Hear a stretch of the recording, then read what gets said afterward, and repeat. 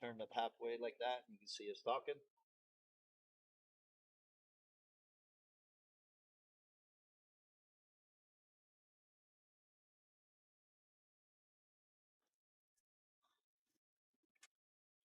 All righty. Good evening, everyone. Good evening, fight fans. Can you hear me all right? Might need to, yeah, turn that up. Good evening, everyone. We are here with Mitch Ellerman with E3 with me, sponsored match. Another one. Yes, this is the third one for you Yeah. all. Zaid Yousef and Jaye Succo, race to 13. Winner breaks, three foul, no three foul, early 10s allowed, and they're using the magic rack. And a couple of locals decided to spruce up the pot a little bit. Yes. Thanks to Tim Benali, Jimmy Thompson, and Chris Baginski with Above All Mindset. Each added $100 along with your 300, and now the winner is going to get 600, and the loser is going to get a 2-hour lesson with yours truly, Mitch Ellerman. Yes, that is the plan. Who do you think is going to win, Mitch? I don't know. I know from personal experience that I have played Zaid recently, and I am taken back by how much he has improved Oh, and how confident he is pocketing balls. But playing for money, as you know from experience, does have an impact on players. So I'm curious to see how he performs. well, for those that don't know, Zaid won the Wednesday night chip tournament this Wednesday here at Dozers on the 7-footers. And Jaye Succo is coming off a hot win at the AWBT over the weekend on the 9-footer. Both these players love 9-foot, so they'd rather play that. So they recently played in a tournament. I think the Moby Dick qualifier. Zaid was up 5-1 in a race to 6, and Jay came back and won Hill. So there's no real like animosity. I know they're just a No, no, good match. yeah, I no, it's thought going to be was a good good play. match, Yeah, absolutely. and they both get a little bit play Experience on the big track. right. Well, I'm excited to see this. Yeah, so Jay uh, went for a shot in the side. Zaid called the kick in the side, made a good hit. She's going to have a fairly easy carom, I would say. And me personally, I'm shooting this ball soft with top left. The one ball bounces up between the 7 and the 3, and I shoot it in that corner pocket so I can roll forward for position on the deuce. Right, you're playing the 6, right, Yes, sir. and just banking it past the 7 so it goes in the corner Yeah, pocket. just this one is literally you hit it at about 30%. The cue ball's about a half a ball hit on the one. So the cue ball dies And because she it called the hits bank. maybe the 6 ball's on the point and I'm not seeing it. Right, nice All right, bank. she made the bank. Unfortunately, she ran into the 7, so that stopped all the momentum the cue ball had. Don't be afraid to talk into it, the mic either. Oh, okay, no problem. Make sure everybody hears us all right. Correct. Of course, I don't have my glasses. There they are. I might not be able to read the comments.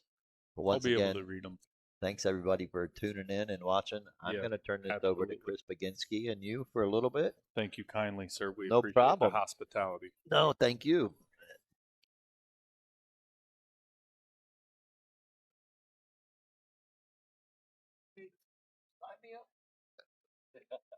What's up, Mitch? Good evening, sir. How are you? Good about yourself. To those of you out there who don't know, this is Chris Baginski.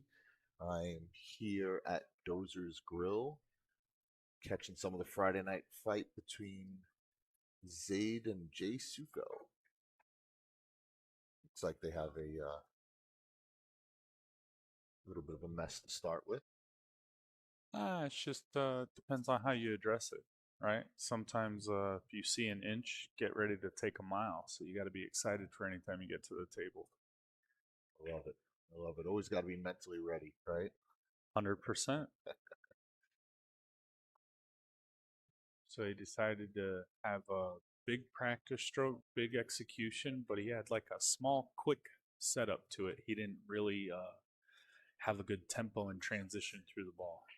Okay, we have a prediction. Zaid wins 13-7. Okay. All right. Anybody else out there watching have their predictions on the outcome of the match? Strong prediction right there. Okay. Jay's a competitor. You know, Absolutely. She's got plenty of seasoning, plenty of Yeah. experience. And, like the rest of us, she loves pool. Yeah. So, Mitch, if you coming into some of these Friday night fights, and when you get to match up with people, how do you prepare? Do you have like a something you do beforehand, a meal that you eat that you like to eat beforehand? No. I tried, now that I'm getting a little older, I try to stay away from pasta because I know how much it weighs my behind down. So, no, like outside of that, a lot of it is, games for me, they're pretty scarce. So I have to be out of town. And when I'm out of town, you know, what a great shot. Wow. Oh, I don't, Over water. There you go. oh, she didn't call it. Okay, my Oh. apologies. I thought she did. Yep. All right, so Zaid's got an open, straight look all the way down table on the 3. Now, this one, you're playing it to the way you can cater your cue ball to have a feasible shot on the 5. Yeah. Now, part of his routine is the 5 ball's there, but you got to go over and survey the 6 and wonder why she didn't shoot the combo or the carom relief. Yeah. So, see, now you're kind of seeing his nerves rattle him a little bit or just get comfortable with the shot, thinking, people watching and stuff. Yeah. But to answer your question and not run around in circles, No. a lot of it is, kind of like when you got here earlier. I'll reiterate that I try not to have to get ready. I try to stay ready.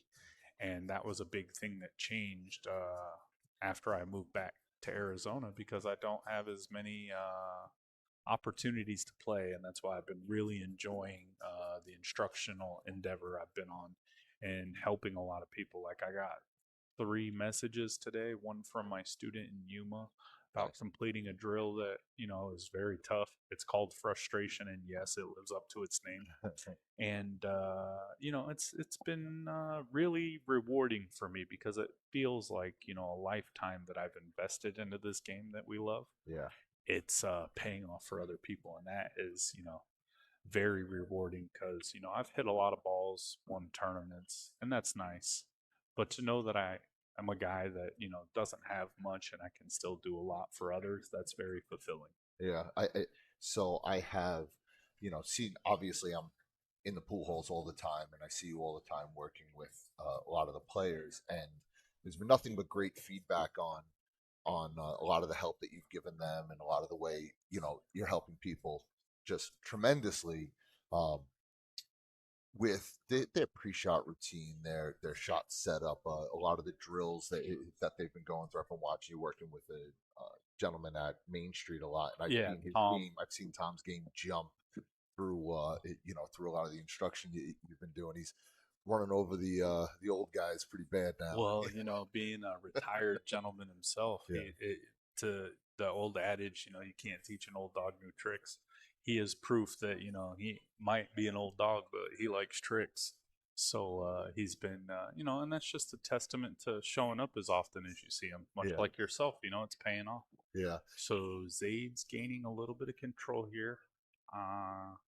He made a good few balls to get his confidence up. Let's see how he transitions from the 9 ball to the 10. Me personally, I'm shooting it about 30% low right. He's going to go move his cue ball around, so don't be surprised. Okay, so he probably wanted to be a little bit closer towards the side pocket, a little easier angle. And to answer bank shoddy, I haven't been to Dozers yet. Are those average? Yes, these are 4.5. They no longer have the tighter tables. Those now reside at bull shooters. So we got Zaid gets his first. Correct. He's on the board. I like it. And they are playing winter breaks, so he'll be breaking this rack as well. So now you were talking about it before about staying ready, right? Yes, sir. And for a lot of for a lot of uh, for a lot of us out there that are not the professional pool players, for us, it can be a little bit challenging to stay ready and always be ready, right? Correct. Meaning like No, yeah, life, getting out there, family, hitting yeah, balls, gambling, so your nerves are there. No, 100%. so it can be tough. And for us, so like one of the things that I do, that people look at me and they break my chops all the time. They're like, I show up to one of these Friday night fights, I show up 5 minutes before we're about to start, Yeah. I hit 5 balls and that's it. Yeah. Right. And Tim will say to me all the time, he's like, why don't you don't want All to right. come and play a little early? He finally made a ball on the break. He's got an open looking shot at the one, and I'm apologies if you guys hear the speakers in the background. We're trying our best. They are running their chip tournament here tonight, the bar table 8-ball tournament. So we'll try and give Pretty you full as house much right now. information as we can. And J.R. Ascension, hello, good morning. Yes, that's Bags. What's up, JR? So anyway, so I show up, I show up relatively close to game time, because for me, the way I think about it is I want to be as focused as I can for as long as possible, right? And there's so much mental energy that we use on everything, Yeah, life. Yeah, no, exactly, exactly. life and all the other stuff. So like when I show up, I'm like, okay, I hit my 5 balls. Nothing's gonna change for me in those first few minutes. I want to know that I'm stroking it straight. I'm staying down. Everything's going where I want it to go, and if minor adjustments, right? But the major adjustments, I feel like if I'm not ready, I'm not ready, right? But is there something that you could uh that you would be able to say to some of the players? Oh, Jay trying to. She looks like she's gonna spin it, get a legal hit. It's the second shot after the break, so she can't push. Yeah. She's looking at Massang and touching the one. Made a good hit. Early 10. They are playing early 10s, by the way. So I'd be curious if he tries to snap this back, withdraw, and play a two-way shot. Get the one separated from the 10 and kind of free roll on the 10. I like that shot.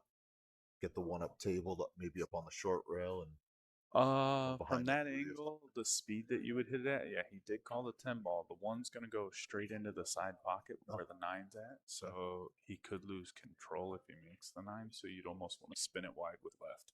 Oh, what excellent shot. What a excellent shot. So he played the 1 ball well, too, because it didn't make the 9, so he would have been safe. Yeah, so early 10s are a thing, so it's 2-0, Zaid's lead. And so like for instance, for a long time I used to get questions, be like, what's your best game? And it's like, you know what? I try to be, do you play every game? Well, I try to be well rounded. Because I think as a professional, you gotta know multiple disciplines, right? Like MMA, for instance, there's the people that have Brazilian jiu-jitsu, kickboxing background, karate, whatever else. Obviously, I'm not a martial artist, so I can't even pretend to know. But I'm just saying that the more versatile you are, the more ready you are for any kind of adversary or opponent you're going to face, and that's just being well prepared in my book. Yeah. So I always like to be well prepared. And I think that just translates over to life. And for a while, especially in my 30s, I was in like a lot of self-pity stuff and pulling myself out of a rut as of late. And, it's very refreshing because, I have a bunch of very good friends who, occasionally hurt my feelings, but I can't be that hurt if it's the truth. Because guess what? Sometimes the truth sucks. So I'm very fortunate that they will say it to my face. I mean, but the truth will get you. The truth will open your eyes to some of the things that need to be said. Good friends will jest with you. To make fun of the little things. Oh, Bags, you're putting on a little bit of weight. You're this, you're that. What a good kick and hit. Was a good kick. All right, so Jay's got an open look at the 1 ball. Got the 8, 9, 10 kind of confuzzled right there in the foot of the table where they racked. So you see this shot, you play it with top, hair left. Depending on speed and your cue ball control, you could actually break them out right now and still manufacture a shot on the deuce. She decided to play safe because if I remember, they are not playing three foul. Okay. But the one ball to the two ball now is a much easier transition. So. Yep. But yeah, so excuse me, did I watch the Feder? No, I did not. I was teaching class today, so I apologize. I didn't get to see the final. I heard Tony won the first set and then did not get the second set. Yeah, I heard better. What a good kick. Another good kick. I mean, his game, Zaid's game has come so far, so fast. Yeah, that's what I was chopping it up with him before Jay showed up to practice, and it was kind of I realized he takes the advantage of the monthly pass over at Natalie's, and he says he plays every day after work. I'm like, well, it shows. Absolutely. I mean, it's not just 2 years ago he was in the 300s.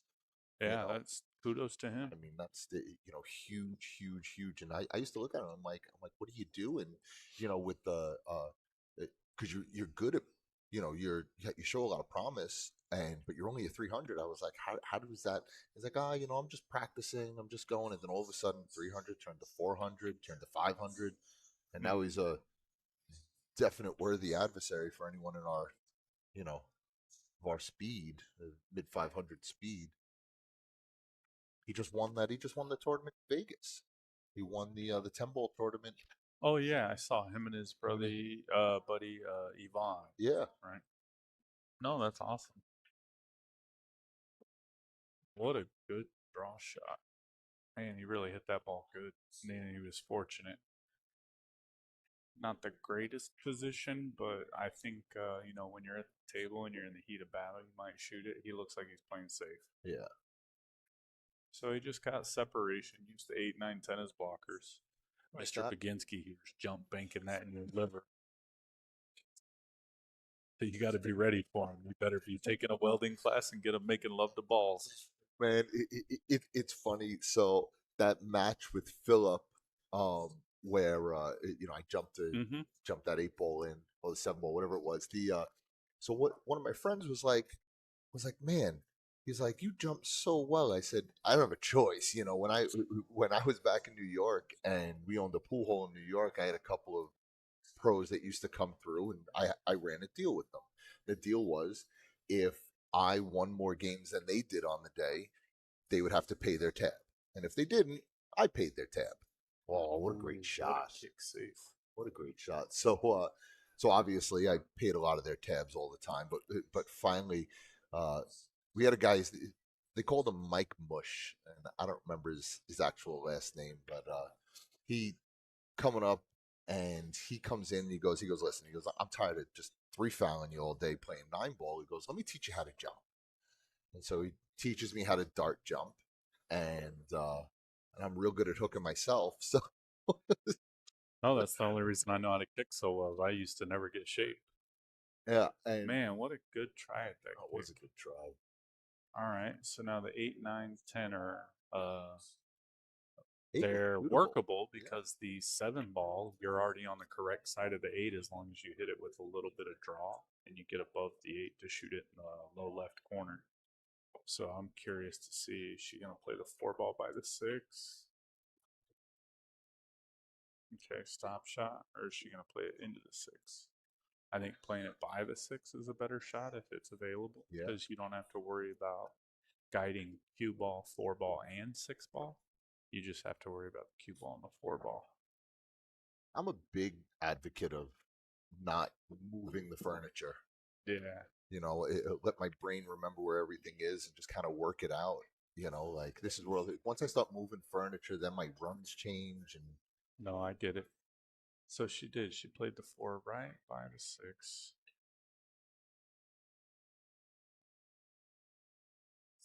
Good tempo. Yeah, I was just about to say, it looks like she's finding a little rhythm here. So now you come around 3 rails for that 7-ball on this shot? Or do you throw a straight? No, the straight draw. Yeah. Because then it's less square footage. It's longer. You're not on the 7. So like there, she was never not on it. It just only got better the closer you get. So if you go down table and around, you put the 8, 9, 10 in play, and you spend a large shadow in your shape cone Yeah, to where you're not on the 7. love it. So now you actually have good angle to come in. She's looking to see if the 8 goes in the side past the 9 because she wants to play it across. This way, you could play it with top right, go 1, 2, 3, and get above. But again, that goes back to what Yeah, I bring just the said. You 9 spend a in play. lot of time not being on the 8. You could hit it soft with low left and try and lag it and stay above and land right where it's at. Yeah. Or you can hit it with middle left and come into the 8, 9. The hair left climbs off the 7 ball, it touches the rail, and then slides into the 8, 9 because of the left. I So wonder you if don't that have to worry about the vertical axis on the cue ball. I wonder if that 8 goes right in the side where That's what teams she are keeps looking. surveying. So I wonder if she's trying to get in between the 10-9 to be able to just shoot that 8 right in the side. Maybe keep it simple pool. Yeah, but from her body language, I think she's second guessing it. Yeah. So if it's that tough to call, I wouldn't even get shade for it. I'd just go in and break it out. Okay. I like that. Because again, your eyes can play tricks on you. In one of my lessons with you, I remember being down on a ball and you looked at me and you said, it's an optical illusion. That ball is not in your way. You think it's in your way, but it's not in your way. Just get down and shoot your I shot. taught someone that today.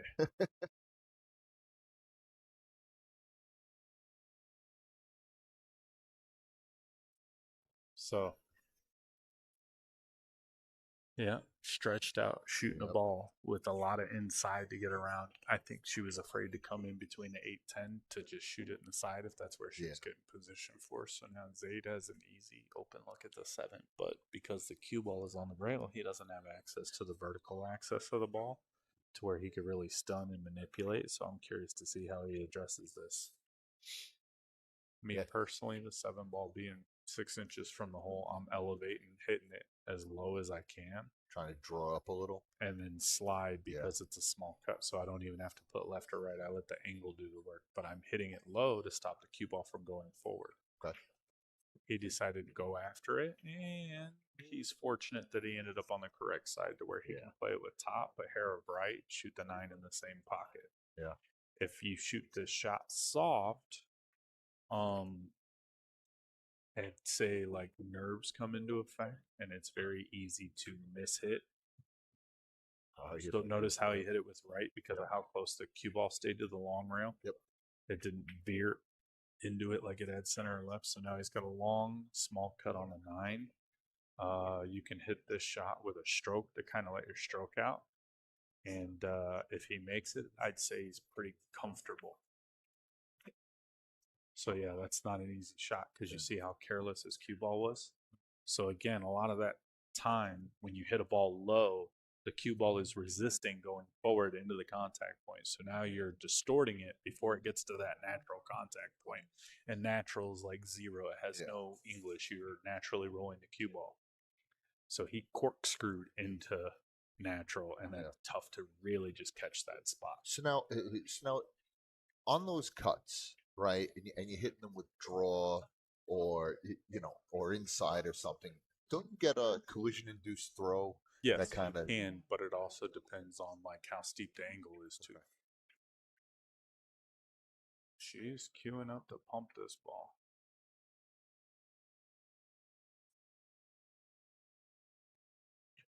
Oh, she hit it great. Good. Wow, nice shot, Jay. Nice shot. I had a commentated one of Jay's matches down in Tucson when CSI used to do the Tucson event. I commented one of Jay's matches. It was Jay and might have been Junior.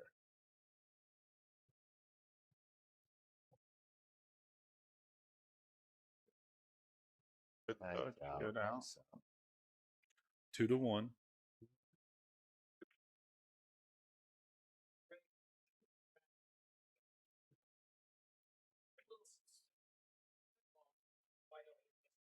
Hopefully everybody's having a safe and happy Friday the 13th.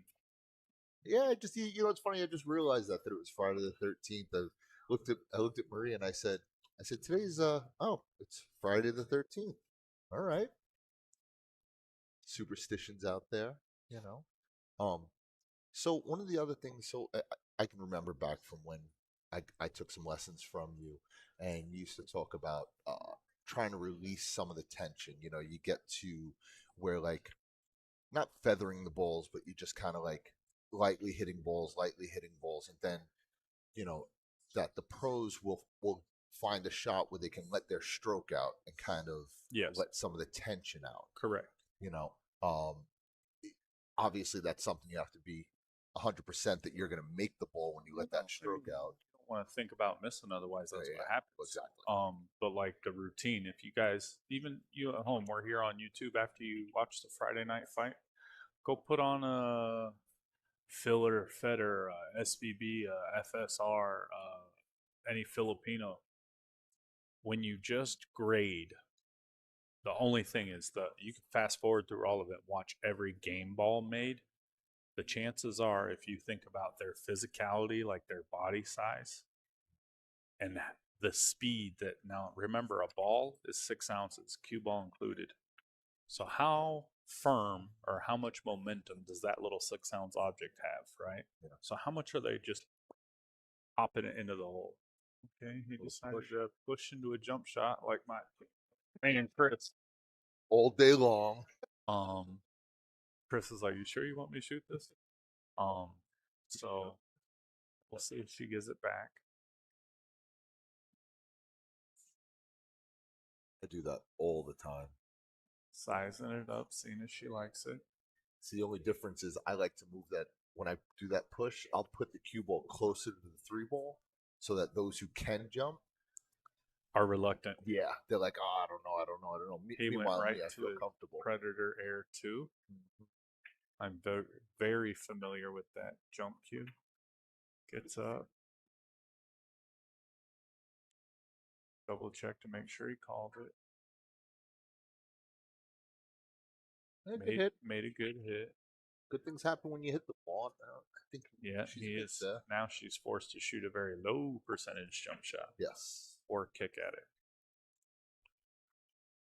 You can kick at the magic rack with a little bit of right, and depending on the speed, the softer you hit it, the more time it has to react. But obviously, you need to make sure you hit it hard enough to get a rail. Yeah. So that's the game. She's looking if she can go above the 5. Yeah, I guess she could go above the 5 now that I'm looking at it. It's like inside or No, it's more speed. You can more hit it speed. firm. That Right. way it doesn't have the time to open up and you Okay. go right into like the top side of it. Yeah.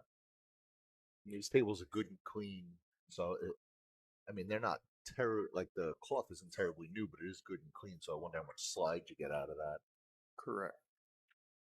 Just going above it. Yep. Made a good hit. Oh, get rewarded for that All good right. hit. Well, I bet he can hit the yellow one. I'm not sure if it's the right Not one, the but correct yellow one.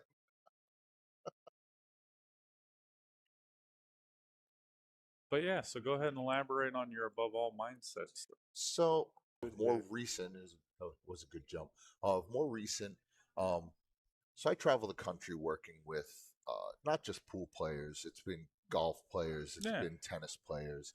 Um, and what it is a lot of the stuff that I do is uh, I try and help clear your mind. I try and help work out as we call it, close the loops of the things that are happening in the background, right? So, on a daily basis, you would go out. That's a good safe she hit right there. Very good. On a daily basis, you know, you've only got so much thought process that you can deal with them. The numbers, Yeah. while they can get a little crazy, let's just call it like this. You have 128 bits of information you can process at any one time, Okay. and at any one time it's something like 80,000. Another good hit, scratch. And at any time you have 80,000 bits of information coming in, and you have to decide uh, what you're going to focus on. Yeah, where do you direct your energy? Exactly where you direct your energy. So your body uses a lot of your mind focus on, you know, the simple stuff, breathing and your unconscious mind and letting things happen, that you don't have to think about. And then once you get above that, that takes about 80 bits of your 128 bits, and then above that you get then there's another 20 bits that you waste on. Did I close the garage when I left the house? Am I hungry? Am I this? Am I that? And then from there you're left with, let's call it 28 bits of information that you can process. Now, pros, from what I have found, it doesn't matter what pro sport we're talking about. Pros, from what I have found, are very good at just turning off all of the outside noise, all of the things that happen um, in the background, the arguments with their significant other. Again, did we leave the coffee maker on? They're able to just turn all that off, and it's just pool. Oh yeah. It's just whatever they're doing. You know, and for us, for your average Joe, you'll get out there and you're thinking about all these other things, and then there's things that happened way back in your life that you deal with. We have like the major negative emotions: anger, sadness, fear, hurt, and guilt, and those are the ones that will change the way your subconscious mind works. Jay's in a bit of a tight spot here, and over a bowl, and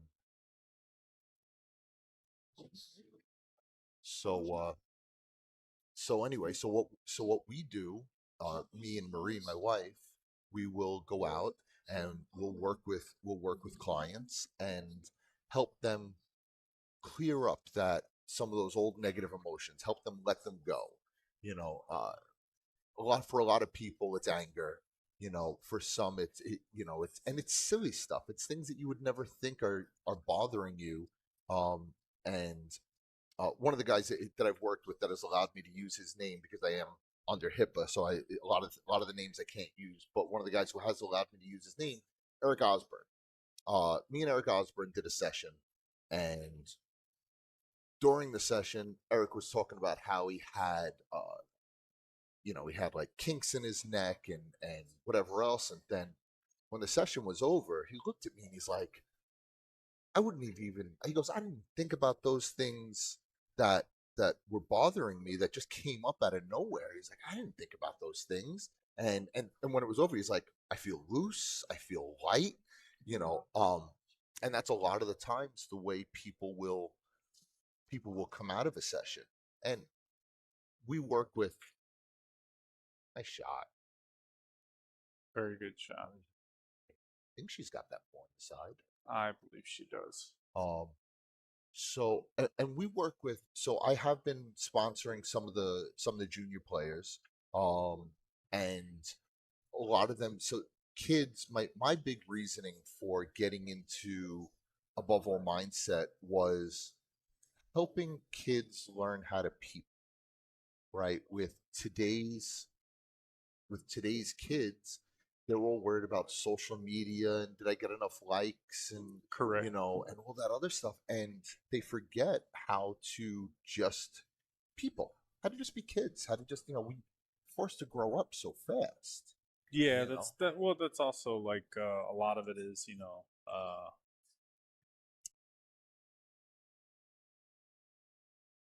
having good, well-spoken interaction with people. I get it when I'm hanging out with some of my friends. I'm like, why are we all out to dinner? You're all on your phone. I'm trying to sit here, tell a joke, be like, hey man, I'm present. I don't know if I'm gonna get hit by a bus tomorrow. Let me tell you, you look funny today or something, And that's normally I'm the recipient. They're always telling me I look funny. So I mean, ha ha. It's funny. So that's actually something that me and my friends we would go whenever we go out to dinner. All of our phones go in the middle of the table. Yeah. Right. And the first person to pick up their phone pays the bill. Yeah. Right. So, the bill is very quiet until someone picks up their phone. And then you're buying, butt shots and this and that, appetizers. Yeah. Go from billionaire bacon to what's shaking bacon? Give me that pig out here. Exactly.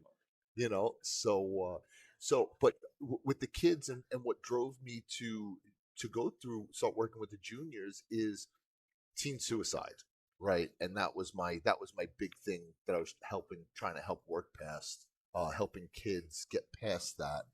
And it's been such a rewarding thing for us, helping kids, and again, some of my junior players, they're out there. So Elena Ferguson is one of my junior players, and she posts about me a lot. And she's out there. Pusha, nice shot. What a good shot. Back cut, full Nice distance. shot. Got a little bump shape, but he definitely committed, got down, and executed very well. But yeah, Yeah. go ahead. No, so even her, and she's gone through some stuff with her family, and you know, her mom will call me all the time and be like, hey, Elena's going into this big match. She's got a big tournament or something. She could use a little extra today. No problem. I get on the phone with her, or even if it's just through text if I'm traveling. Man, I travel a lot. I end up in Ohio and California and Florida and No, that's good. Jersey and whatever, and it's a lot of clients. And tonight, coming here and trying to get some of the locals. I mean, I'm helping the rest of the country. Why can't I help the people who are here? For Like, sure. and that is a lot of nice shot. A little short. This should be all right. Because he decided to hit it with inside. He was unsure, but he hit it the way the best he knew he could make it. So, and yeah, so that's been what we've been doing, and there's some corporate stuff in there. We do a lot of corporate alignment and stuff, and but a lot of the things is just helping people, just get to the table, turn off the noise. Great shot, great leave. Kind of what he's doing at the moment. Exactly, and that's exactly it. So I teach with a lot of my clients. We have what's called nice shot, nice out. 3-1. So with a lot of my clients, I'll teach what we call as learning state, and what'll happen is while you're while you're in the middle of the match, let's say you're Jay, you're sitting on the side and you're watching him run out, and he puts together one or two packs on you, right? It runs out a rack, runs out a second rack, and you're sitting there. Your mind starts to wander. Sometimes you start thinking about, oh, what about this? What about that? And it's one of those things that I teach them how to stay focused. And it's funny. I asked Chris Adams years ago. I said, Chris, at the time I was like a 450 or something, and he's just running me over. And I was like, Chris, I said, how do you stay focused? How do you do it? You're running someone over. You get up 7 games or so in a race to 12 or whatever. And how do you stay focused? And what a break. It was a great break. And he looked at me and he was like, you got to want every ball. Mm-hmm. And I'll ask you, like, let's say you're in one of those long matches, a race to 21 or whatever. Oh yeah. I mean, is that your mindset? 100%. You don't want to give any balls. You want to give no good looks. That's why I don't even play safe a lot, because people at my level revert back to the same thing. They don't get ready; they stay ready. Yeah. They're waiting for a kick shot. They're waiting for a jump shot. I'm like, you got Elmer's glue, liquid nails, Gorilla Glue, that ass staying in the chair. That's where I want you. Put you in the ice. I want you to be like Campbell's soup, just good. Like, how about Zaid going lefty there? What a shot! Makes me proud. They grow up so quick. No, I'm just teasing.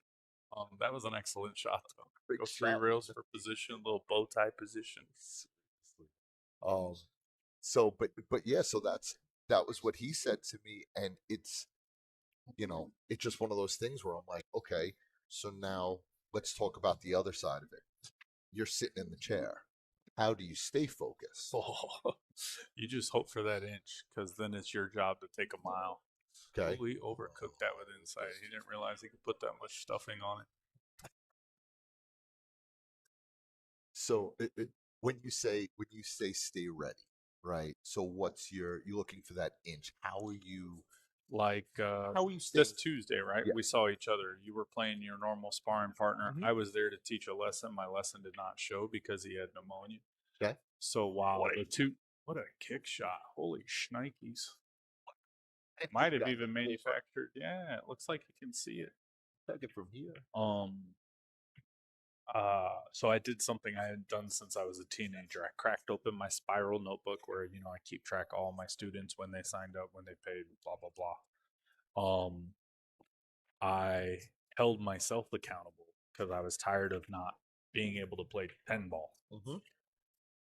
And not being and doing at my level, it's a big difference. Yeah. And I don't mean disrespect to anybody when I say that. It's not that I can't play, it's play to my potential. Yes. Because if I'm wrong, it's going to cost me or someone quite a bit of money. Yeah. So I'm trying to narrow that gap, because while I lived in Vegas for 5 years, I didn't play a lick of 10 ball after 2018 when I missed the Moscone Cup, the final cut. What a good shot. So he's running. Offhanded shot, kick shot, and running out. Oof, he's feeling it. Zone. So I had numbed myself and I said, you're winning this kind of money. Why would you ever play a set of 10 ball again? Yeah. And I just, typical gambler in a sense, to where you're like, yeah, this ain't ever going to end. I'm never getting out of this seat. So, it's, real,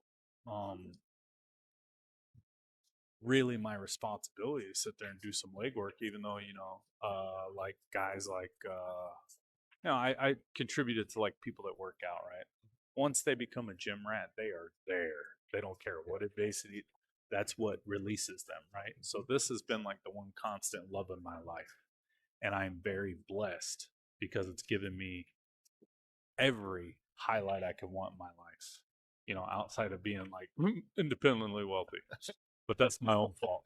Man, Zaid making quick work at this rack. So he literally made 2 balls, shot the 2 ball, left-handed, got position, kicked the 3 in, and then run out to go up 4-1. Wow. Way to stay composed. Feeling it. That's great. But yeah, but I've also had some of my biggest breakdowns around it too, because when you make your life pool, that's everything that else happens gets involved with it. So I've had highest of highs, and then boom, month later, lowest of lows. Yeah. And it takes a while to climb out of them lows if you're not ready, because you're used to like being on the high of winning and whatnot. So it's a piece of humble pie, and damn it, I like pie. So I try to move on and keep growing, because if you didn't learn something, then that's on you. Yeah. Because you can learn from winning, and you sure as hell can learn from losing. Pardon my French. Yeah. Well, and that's actually something that I teach my kids. I look at my kids and one of the rules that Yeah. one thing you don't want to do in rotation, you don't want to scratch on the brake. That's for sure. But one of the things I teach my kids all the time, and I'm like, and we have 2 kids, 10 and 12 years old, right? And we teach them all the time: fail early, learn from it, because the faster you can fail and learn from it, the faster you can grow. Oh yeah. And as kids, with my kids, I have them out there constantly doing things way out of their comfort zone. My kids have never been chicken fingers and French fries kids. They actually weren't allowed to. Whatever mom and dad ate, that's what they. Oh man. So I'm gonna read that as she kind of took it for granted because she had ball hands. She set it down, moved it, and then got down and like 2-stroked it and jumped up. So there was a lot going on just in that one shot, from my standpoint. Not that I can say what's going on in Jay's head, but watching him get out that last rack very easily. Oh, it can ruffle some feathers. Yeah. You're like, I don't want to let him get back to the table. I want to let him stay in stroke. So for my kids, I tell them, I'm like, no matter what it is in life. So let's go with food, just because I know you kind of like food. My belly give me away. I tell them, I'm like, no matter what it is, you have to try it. You can't just try it once. You got to try it twice, because the first time you didn't know what you were about to taste. And the second time, now you know what it tastes like. Now you have to decide if you like it or not. Oh yeah. And just having that diversity and whatever, but having the kids be able to fail and learn from it is the same thing I teach with my clients. Fail. Take these shots. Let the stroke out once in a while, or you know, if it's a golfer, drive that ball. Go to the driving range. Take your irons and just drive as far as you can. See what goes on with it. Let it out. And you know, pool isn't all that far off from golf, obviously. Uh, but that's one of the things you got to be able to learn from your failures. Mm-hmm. So one of the sitting in the chair once. So I'm sitting in the chair and watching someone run out on me, and I was talking to Jason Osborne from Vegas, right? And I looked at Jason. And I said, Jason, what do you do? Like, what's your knack to uh to stay focused while someone else is running out? Like, what do you do? And he looks at me and he goes, I pick a ball on the table, any ball, preferably one of the later balls, something that's maybe even tied up. Nice stroke. And something that's preferably tied up that's going to be there for a while. And I just stare at it. I just focus on that ball, let them do their thing. I'm watching, seeing what mistakes they make along the way and how they're getting out of it, but I'm focused on that ball, you know. And What a good man, he looks shot. good right now. Looks tough to beat. Glad it wasn't me who jumped up for this match. Jeez.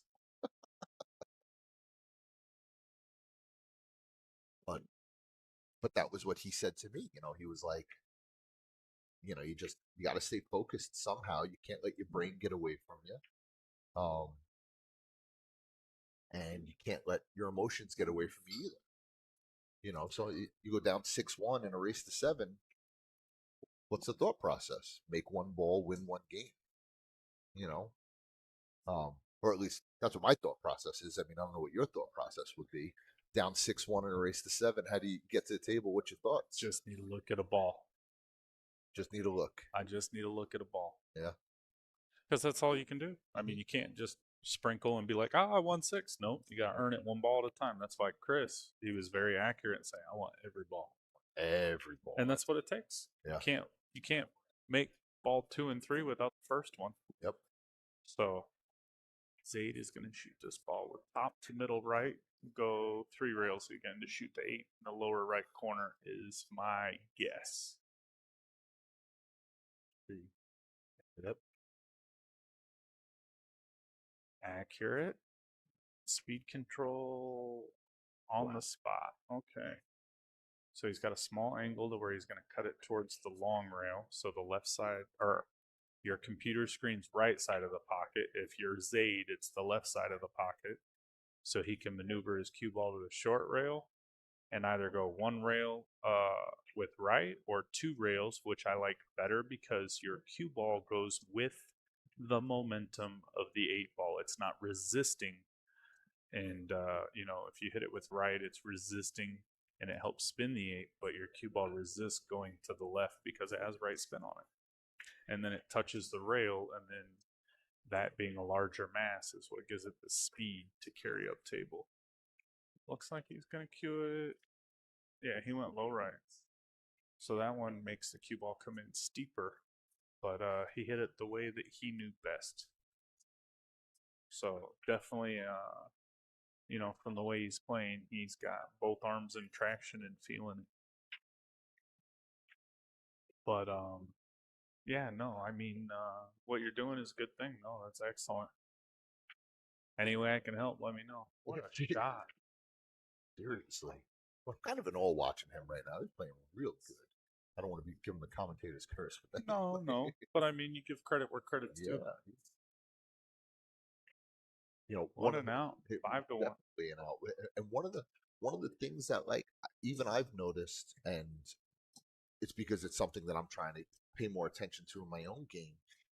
I mean, you look at him; he isn't coming up at all. His head is he's you can put gung-ho ready wood to on go. top of his head. He isn't coming up touching it at all.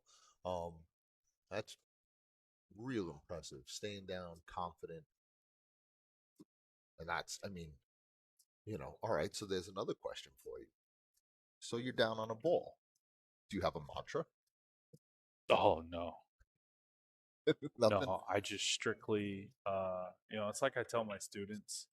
I probably even got a few of them behind me. My goal is to always do my best because sometimes my best, it's not good enough. It gets beat. Yeah. That other guy's best or girls, Yeah. it worked. Yeah. Like their match, I had two back to back, same tournament, next match. I beat Whirlpool Masters champion David Alcade 11-5, and then I get roasted by Simeon Chen the next set 11-3. Next day, same table, just cooking my grits. I was like, but I take it in stride. I just tap my cue when she makes a good shot, and I was absolutely in awe at how beautiful she looked while she was in the moment. Her intensity was Yeah. great. It was mesmerizing. It reminded me of how serious I used to be as a kid. Yeah. And then I started becoming this joking, jovial, fun-loving guy because I just wanted to be liked by people. And now that I'm a little older, I don't care if I'm liked by everybody because guy, not a nice guy. Yeah. I've been very nice and it served me well for a long time, but I'm trying to stay a little bit more reserved so not everybody has the same access that they used to. Yeah. I mean, so, which could bring me to another question. You know, so let's say get to and a lot of the pro tournaments, you guys don't play back to back right away. Yeah, no, they try Usually, to drag it out. they drag it out pretty good. But let's say you did have a match back to back. First match doesn't really go your way. Maybe wasn't shooting real good, or just things weren't really going your way. My backer used to have fun talking smack to me. He's like, "We're only gonna bet 3,000 this set because you're normally not warmed up, so we'll bet 5 or 10 the next set." I was like, "Well, I guess if you're honest." Yeah, but But like, tournament wise, yeah, it's is there a tough way? because Is there a like way that you you could can beat have that? this euphoric feeling of like, all right, it's the same thing on a smaller scale about making a good shot and a bad shot.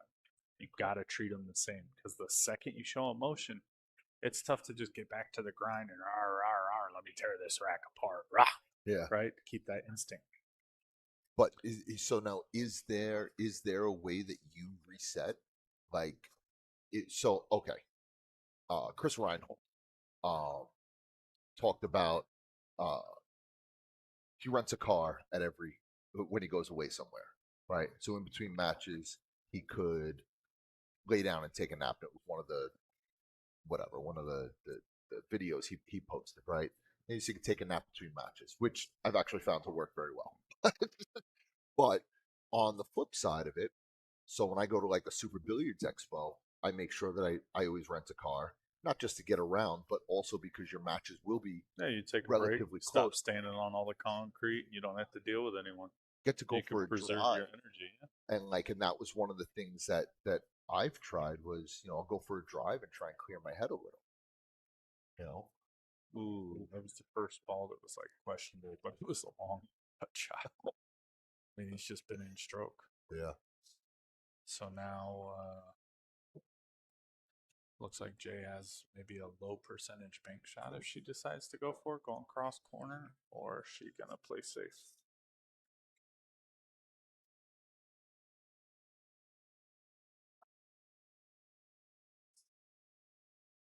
She went for it. Mm. Other than that 6 ball, yeah, the 9 ball. Do you think you can play the 5 off the 9 to open up the 6?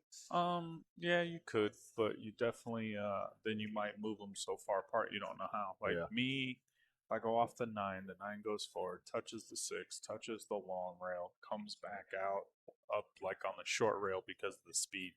The 6 ball goes to the top left first Yeah. diamond here, and then you literally have to like pump it. So I wonder mean, if that or 8-9 combo goes. That's I why he's think coming up that's above it. he's gonna slow roll. Oh, Oh, he tried to go forward, and he got lucky. He was very fortunate because he was so fortunate he might have landed perfect on the 6 to be able to actually make this. to like hit it soft with low, cheat it, aim it at the long rail, and then the speed will just carry it in the pocket. Yeah. Literally, this reminds me of what I was saying earlier when you had looked at me and you were like, you have to just envision that 9 ball is not there. It's a Mm-hmm. figment of your imagination. You know, Well, it's like you also have to. I mean, He could totally make that. But he's decided to play safe. There's nothing wrong with that. He's over there playing hard to get. He hit it very well, but the 6 ball's far enough off the rail. Jay can go to the cushion first. So my sparring partner, as most people know, is Dave Mark, and there'll be days that I come in and I'll play Dave Mark, and I mean we play 3-4 days a week, right? And there's days that I come in and this guy doesn't miss. He'll miss 3 balls that he should have made in a set, and I'm just like whatever, right? So my next set I come in and I'll be sitting, I'll be there and I'll be like, okay, I'm obviously not going to outrun the guy. He's 100+ points, in Fargo, and he's on, so I'm obviously not going to outrun him. So I'll do a lot of the times I will play a lot of safe. What a good return. Yeah. I'll play a lot of safe. I'll keep him kicking, jumping, just trying to get him out of rhythm. Get him off his game a little bit. He's going for a shorty. He's pulling his inner Baginski out. I'll match up with the best of them in that thing. And his sparring partner just showed up, Yvonne. Oh, very cool to come over here and support his road dog. Yep. Okay, so one he did not get up and over. So he it would have been a foul regardless because he hit the 8. Yep. So Jay has ball in hand. See how she decides to work through the rack. No real problem balls now that the 9's off the rail and the 6 ball's not by it. So it almost seems like Zaid is in go mode, which I'm not against. Obviously you're like you try and stay away from playing safe, but like what that shows me is that he's in go mode, but he's feeling it so much that he doesn't realize he doesn't have like the dialogue in his data bank. He doesn't have that logged yet that he can, that's probably not the right shot. Maybe kicking and just hitting it would have been good. Because again, you don't give up ball hand because now this could be a momentum shift. Exactly. Good shot. Again, another thing that I will talk about with clients is just like this. You got someone on the ropes. You don't want to look at them and go, here's a bottle of water. You step on their throat. You say, I'm sorry, this is Arizona. It's 120 out, even though it's February. I love the weather. The weather lately has been spectacular. Yeah, we are blessed. Yes, we are. Yeah, don't get me wrong. There's about 4 months we're cursed, but that's by choice. It is by choice. She made a good shot. She realizes the 9 goes in the corner. Play the cue ball. Might even go into the point and shoot the 10. She already looked to make sure it was straight enough so she didn't have to kill the cue ball. Yep.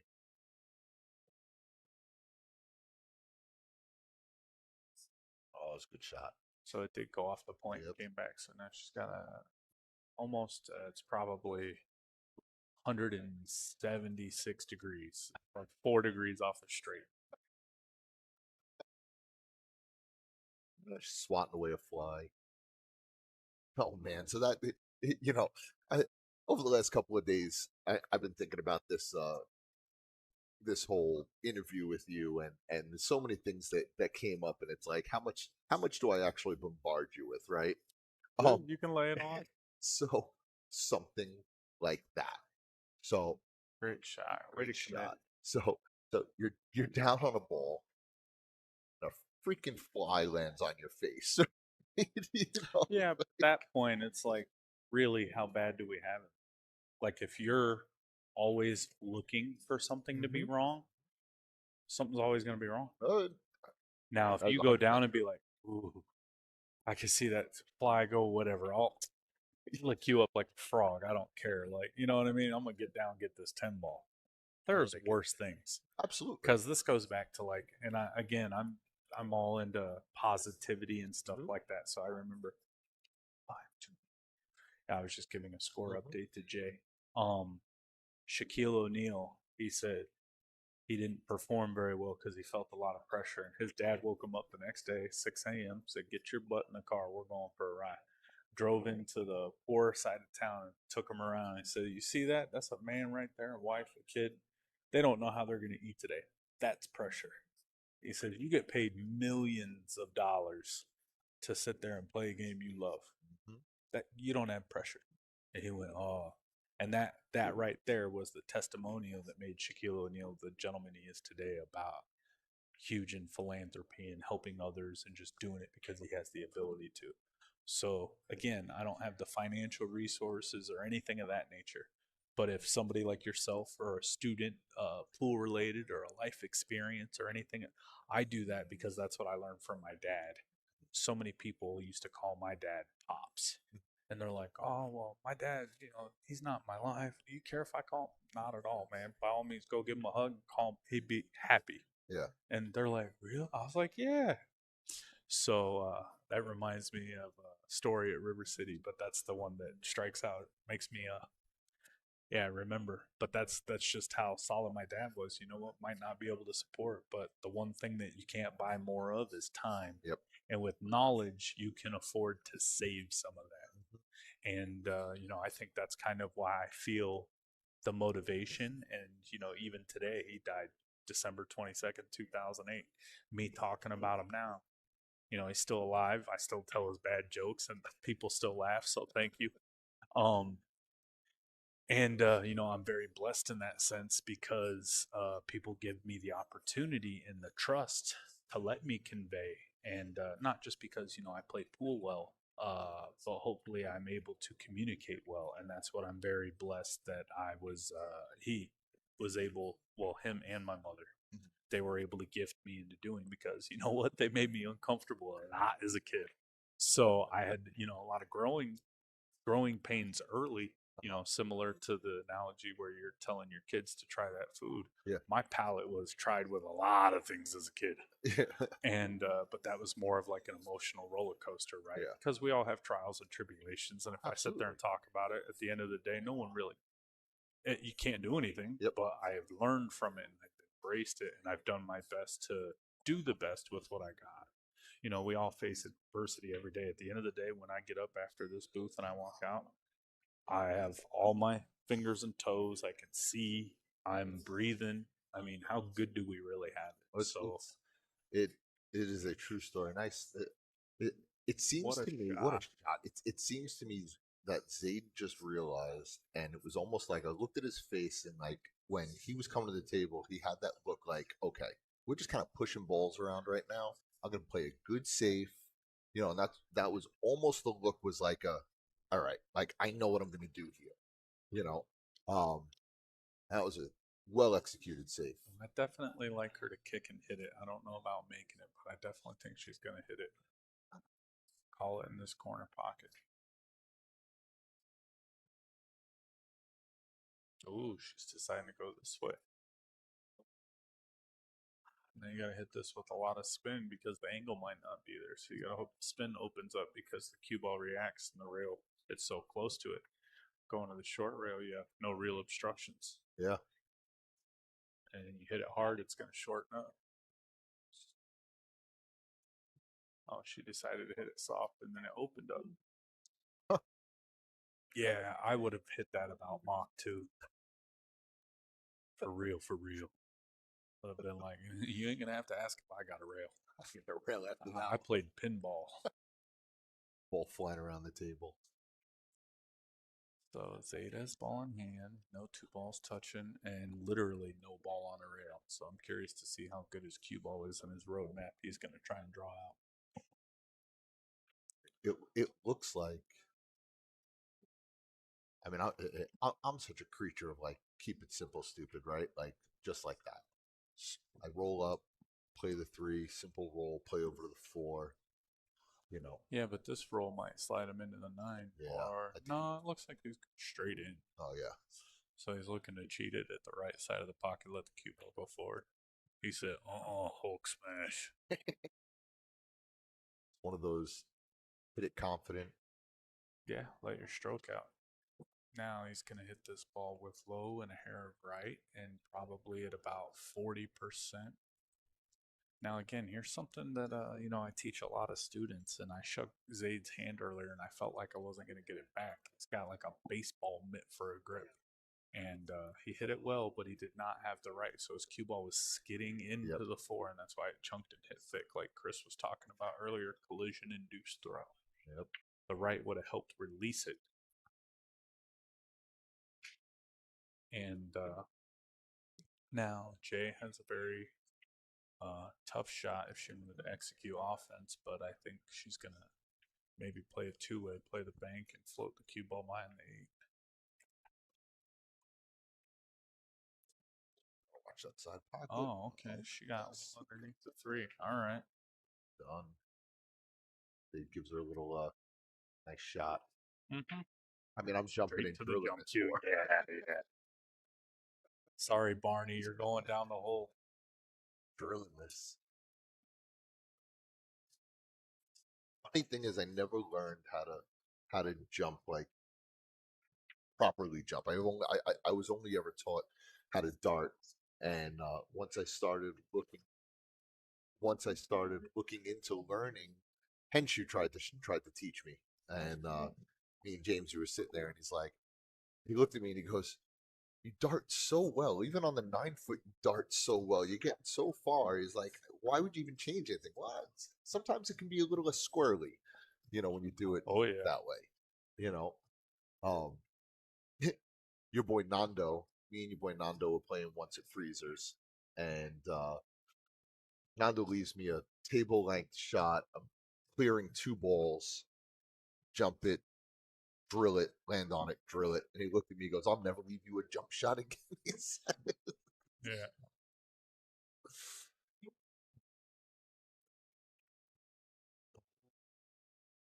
Good try. So Zaid will have ball in hand again, and see if he catches his stride. Oh, they're not playing 3 foul. That's right. No. Okay. So he's already mapping where he wants to make the 5. Now, how does he maneuver the cue ball? Does he go forward, or does he hit it with low left? Forward with top right, or backwards with low left? If he hits it with low left, he's going to come into the first diamond before the side pocket. Now he's going to go to the middle diamond and up. So now, you like that better than? I mean, obviously we all play to our strengths, right? But like, I'm almost like ball in hand. Can't you play that 4 and then play the 5 into the other side? Yeah, so a lot of people were taught not to get shaped for the side pocket. Okay. And play like corner pocket position. Me personally, I get shaped for anything I can see. That's what I'm saying. I look at it like there's 6 pockets on the table. I want to use them all. Now, do you draw this ball and draw it back 2 diamonds, or do you go top right and go forward and around? Me personally, I like drawing it. And that's what he's choosing to do. Yep. Literally 2 diamonds. Yep. And now he has the same angle where he can let it out with a little bit of low right. And the cue ball lands first diamond on the bottom end of the table past the side pocket. So his elbows at the middle diamond, it'll land about pin high with his bridge hand. See? First diamond, like I said. What a shot. So now this shot, top a hair of right, shoot the 10 ball in the same pocket. Because again, your cue ball is naturally going away from the 9 ball to the right. So that is like a wine pairing. It just complements the shot well because it also helped cut the 9. Hit it soft, good speed. Got above the 10 ball, so he's advantageous to advance from here.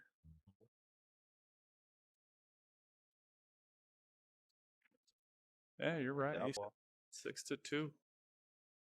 He's I said all the things right now. He's staying down. He's got the parallel back arm. Everything stays very smooth. He looks good. Looks good.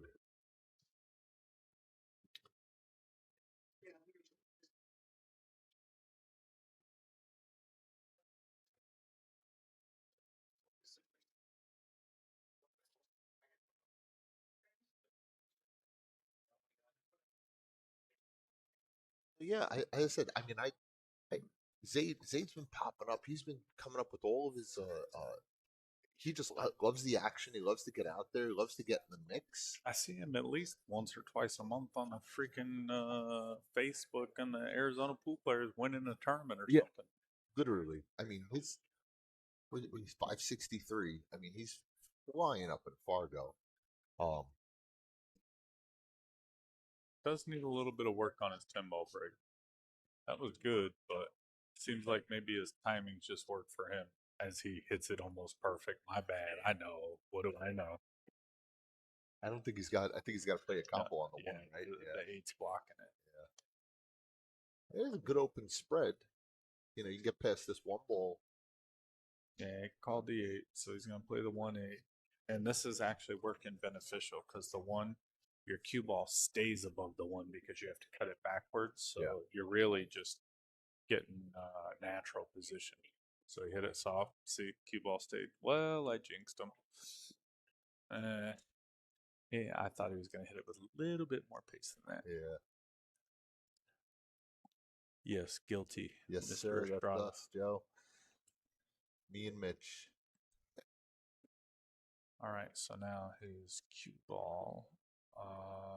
He can cut the 1 ball, but he has to really. Okay, he's calling the 1 rail on the side. He's gonna. Oh, but don't jack up. Then you're gonna bring your cue ball right there. Yeah, he was playing it more as a 2-way. Yeah. Just in case I swish it.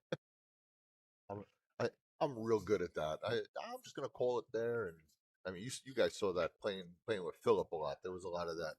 I'm gonna call it there. I didn't think I was gonna make it there. But I'm gonna call it there. Oh, It's allowed.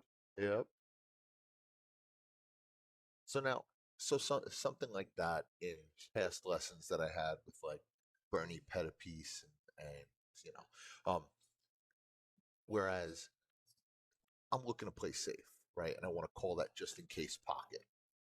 I have found that if I don't commit in my brain to I'm gonna play safe after I say, so on that one on the side, when I get down on the cue ball, now I'm actually trying to make the one on the side, right? But if I have to literally stop and say to myself, no, you're playing safe right now, you know, otherwise I'm gonna sell out. I'm not gonna play the safe, like I'm gonna shoot that one on the side and it's gonna hang around. And so, do you ever? I mean, I guess it's a bit different of skill level where saying, do you call that just in case stuff? Oh yeah, 100%. Because you know what? I mean, it's kind of like people are like, "Oh, why do you just hit balls so hard?" Well, I mean, if I'm practicing above what you can comprehend, and that's not being condescending, that's being very real. She called it safe and made it, so now Zaid has the option. I think he's going to play the bank or the carom. Which one? He's sizing up the carom.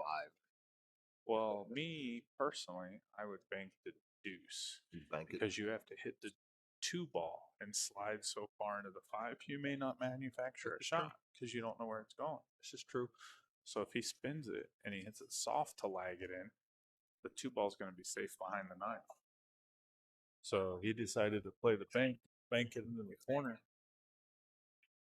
and that was a 2-way. So he made it. Played the bank. But What a the 9 ball would have been a blocker, the 4 ball would have been a blocker, and then he got shape anyway. So see if he catches his stride again. Because again, like people would say about me, "Oh, you're such a fast player." Well, you know what? This might be the only dance step I know, and that's dancing around the table. Yep. Yep. Getting there, making balls, putting people in the chair.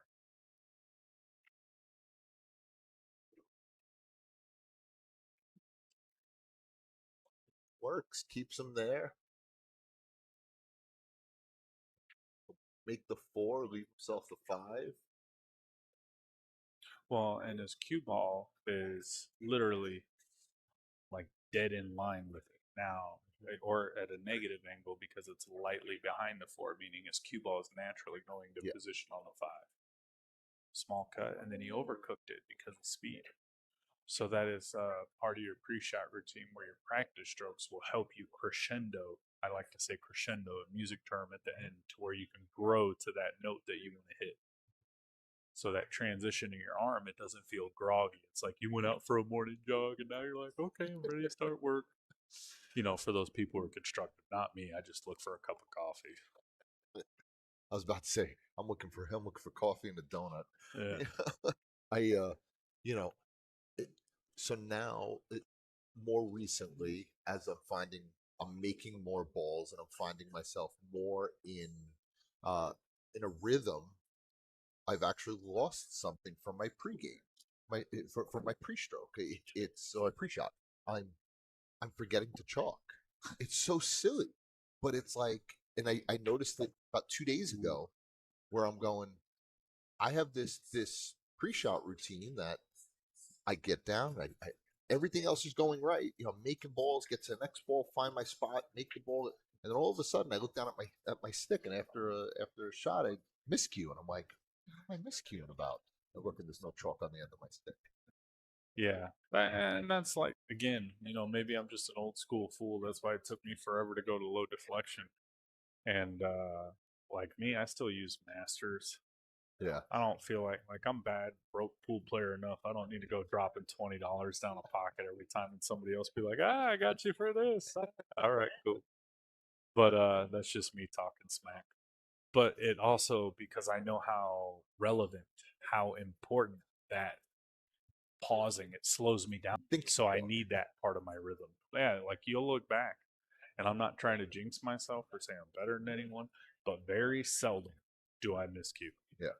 And it's because I am painting that tip every time. Like my hand comes out, you'd have thought I high five Papa Smurf.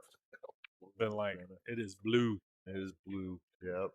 No, I mean, there's plenty of factors that will cause me to miscue, but not having chalk on my stick is definitely one of the worst. What a shot. Get there.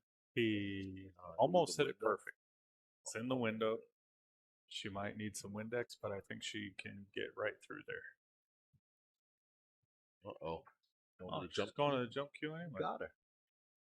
Oh, Purple Heart. Never mind. No problem. That's great.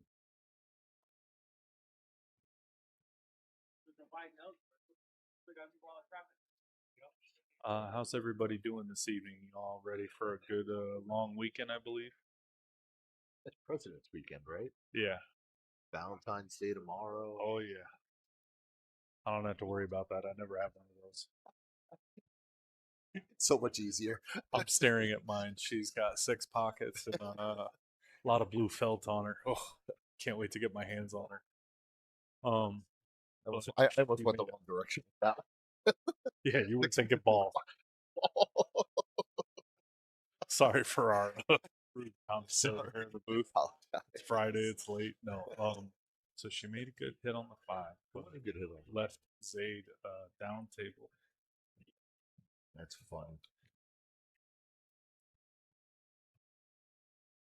Ooh, he kind of winced as he went through and put a little bit of juice. I also saw a little body English on that one. Yeah, that's what I mean. Yeah. It's just like broke his form for once. Yep. Now Jay should make quick work of this. Maybe Be happy to have a good look at a ball. Yep. Manipulate the cue ball easy. Work yourself into stroke like you're talking about. You're trailing and you got to find it. There's no better time than right now. Yep.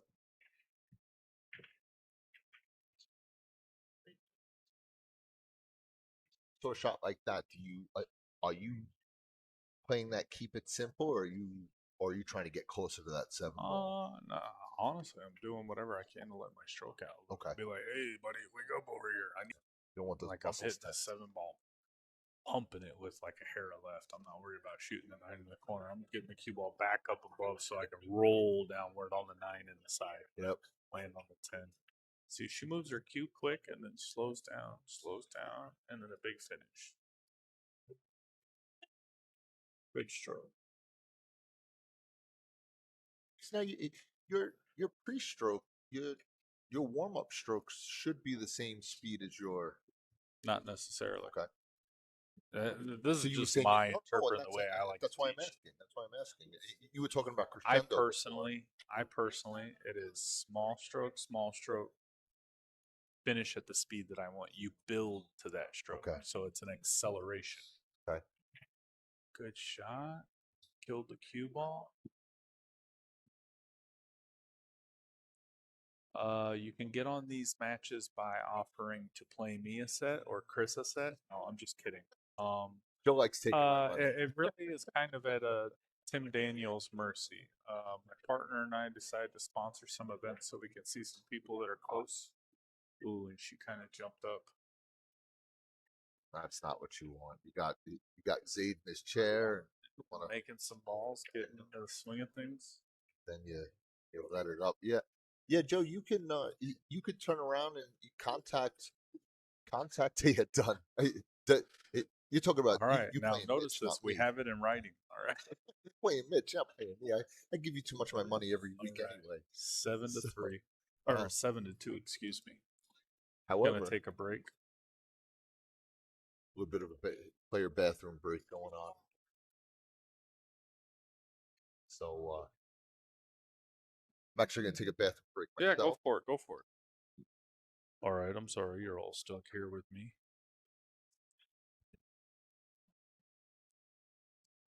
Taking a quick break. We'll be right back. I'm going to stay here and chop it up with you.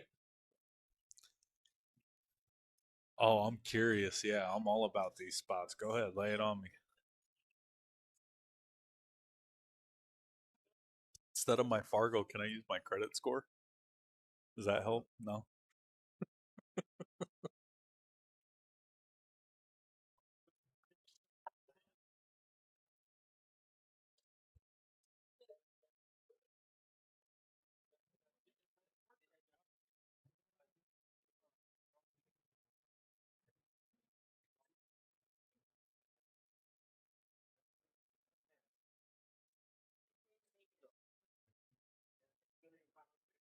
Welcome back.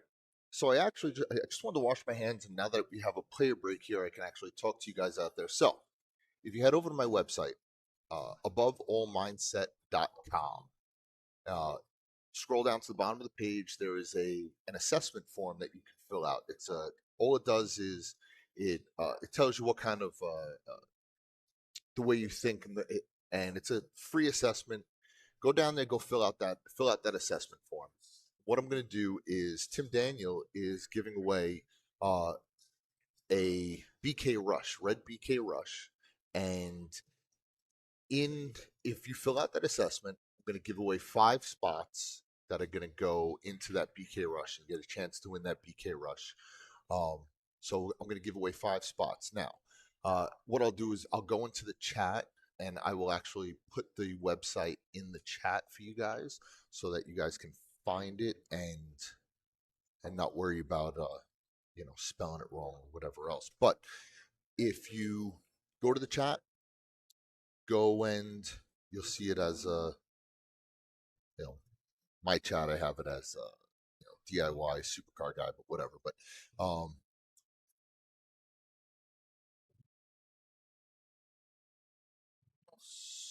so let's see if that popped up. That should have popped up right in there. Anyway, so now if you guys, I said, go to that website, fill out the assessment at the bottom, get you a chance to get into the drawing. If you actually want to fill out a 30-minute, do a 30-minute call with me, it's free. There's no charge on that call. If you want to do a 30-minute call with me, click on the button, also on the page, and we can do a 30-minute call, and that will still get you your free entries into winning that free BK Rush. Sweet. Most excellent. I and again, a lot of the things that we do, um, with just the mindset performance is just helping everyone be better people, just helping them be better at what they do and have a better, understanding of the way things are in life. See, I can get over here. What's going on? It didn't pop up in there. Let's see what we got going. So, oh, there it is. Yeah.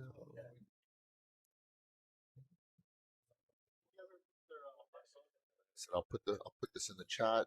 Let you guys go in, and you want to do a free assessment, and maybe I can help you guys out. A lot of the times, so Mitch, I'll tell you a lot of the times that a lot of the clients who I get, um, will be clients who've gone through like traditional therapy. They've tried traditional therapy, and traditional therapy takes years and years and years to work through a single problem. Where a lot of the things that we do takes a weekend, and while it sounds crazy, um, it's all about as long as you're willing to do the work, just like in pool, if you're willing to put in the time and do the work, it all works. And so a lot of the times that's the way people will, they'll get in touch with us like, oh, they're going to see a therapist and whatever, it's just not working out. Or my teenager is, he's having some trouble at school or, whatever. And I got to tell you, a lot of the young women, uh, the girls or teenage girls, have been clients as well because they go through a lot right now. Like school is crazy. You're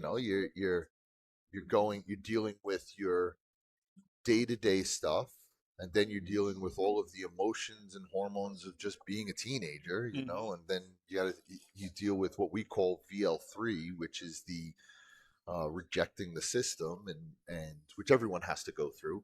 But you go through that. After a while, you start saying to yourself, "Wow, is my teenager crazy?" And they're not. They're just teenagers, Correct.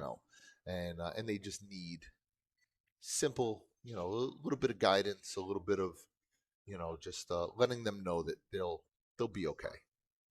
Yeah, absolutely. And I've even done some work with uh 10 and 12-year olds all the way up to 85-year olds, and it's like even the kids, even the privileged kids find themselves with their, Oh, we all do.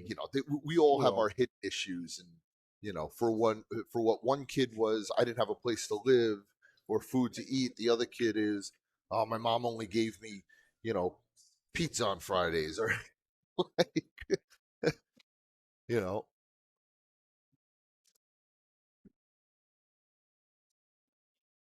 like I said, circling back to what I touched on before, I have been hospitalized on oxygen, uh, near death experiences a couple times, jumped, assaulted. Yep. I'm very blessed to be sitting here right now, and the only problem I have is my waist. Like, I am so blessed right now that I am very thankful. A childhood star, James Vanderbeek, passing away this week. Oh, He's crazy. 48 years old. How old are you? Crazy. I'm 46. Yeah, see? That hits a little close to home, right? Well, And I was told I wasn't going to make it past 40. yeah, no, I was, trust me, that has been a thought since I was 30, and I'm turning 40 this year. So, like, no, again, but that's also like, the same way you talk to others, you need to talk to yourself that way. absolutely. And I've always tried to be a humble person, not arrogant. And then some people call me arrogant anyway. So at the end of the day, I'm just, what, I'm going to be me. I'm going to try and treat people the way I want to be treated, because I was walked on, passed up over and over again. And I don't like that feeling. So I don't ever want someone to feel that way. If someone takes the time to learn my name, if you've ever dealt with me, hopefully you know that I do the most to reciprocate that. I'm just another guy, another human being at the end of the day. I'm nothing special. I love interacting with people. I love And you do telling it well. stories, but I try not to embellish on stories like my father did. He was a little bit of a bullshitter. I try to be very astute, and thank you for the compliment. But I just, there's so much. My mom, I remember breaking her heart, lying, because I was following my dad's footsteps a lot. And I stopped lying when I was 15 or 16. Okay. And that was the last time we were sitting on our white oval table in the kitchen of our old house on the 51 in Greenway. Yeah. And that was the last time I wanted to lie to somebody that loved me. Yeah. I was just like, no. And now, don't get me wrong, I've had to tell a lot of painful truths. Yeah. But, I mean, if you don't like it, don't deal with it. Like, don't do it. Don't do it. It's So, true, and I mean that's a big deal. We, and man, I lost my train of thought, but when you were talking about before, and like in some of the growing up and not lying to people and having people embellish, and for for me with my kids, I look at my kids and I go, I'll never lie to you. I'll tell you the truth, even if it sucks. I'm going to tell you the truth. You mhm. know, and here we go, getting back into the action. Zaid to break up 7-2. Appreciate you, my dude. I appreciate you. He hit that good, but the one ball came back a little bit straighter this time. So, hey, bro, try. Yep. Jay has an open look at the one. It's a feasible shot. Looks like a 1-2 combo.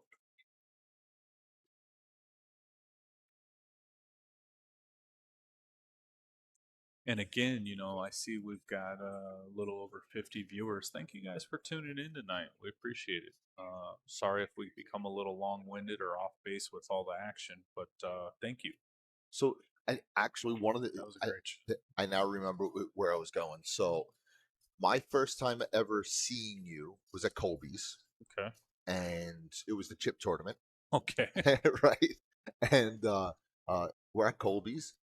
Does he have a way to get through this? Wow. Two And balls he out gets there. a rail. Look at Oh, that. what a hit. What a hit. So, my late best friend, Brandon Langan, he looks at me, and you're over there shooting on the head table, and he looks at me and he goes, "You know who that guy is?" And I'm like, "I don't know." Ooh. He looks pretty decent. He goes, "That's a pro." So, that's Mitch Eller. He's a pro. Like anyone who knows Brandon knows the way he is. He's like, Yeah. "That's a pro." He goes like that, and I'm like, "Oh, that's pretty badass," And I was able to go over and say hi, and I didn't get to play you that night. I kind of wanted to, but I didn't get to play you that night. And, what a shot! Dang good shot. And but since that day, I have always noticed, like you said, you're very personable, you're easy to talk to, and you from all of my own interactions and from the interactions of the other people who have been able to work with you, just a lot of good stuff said. Oh, well, I appreciate And it. there's a lot of good stuff said, and this whole new this platform that you and Cleveland have going on, E3withME. I think I think it's just a wonderful thing for the whole community. Oh, well, thank you. Yeah, no, we did a little bit of recording this morning as well. So we're trying to put things into a better light so we understand it better. Because we want to under promise and over deliver and give people a dose of something that they didn't know one was there or two was possible. And I'm not putting down anybody. I'm not saying anybody can't do it better. I'm just saying that for the amount of excitement I get from teaching, the amount of reward, and then the amount of progress I see from a lot of people, I'm very blessed and up to the task to continue that and help as many people as we can.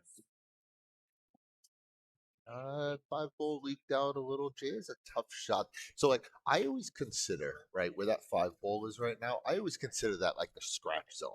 If I gotta make a cut center table, if I have to make a cut center table and I'm trying to put this in one of those corners, I feel like that is almost a guaranteed scratch for me. You have to manipulate the ball. Is that true?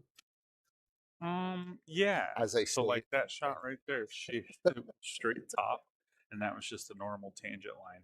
Had she hit that with a lot of top right, what happens is that right, the first transaction is the object ball.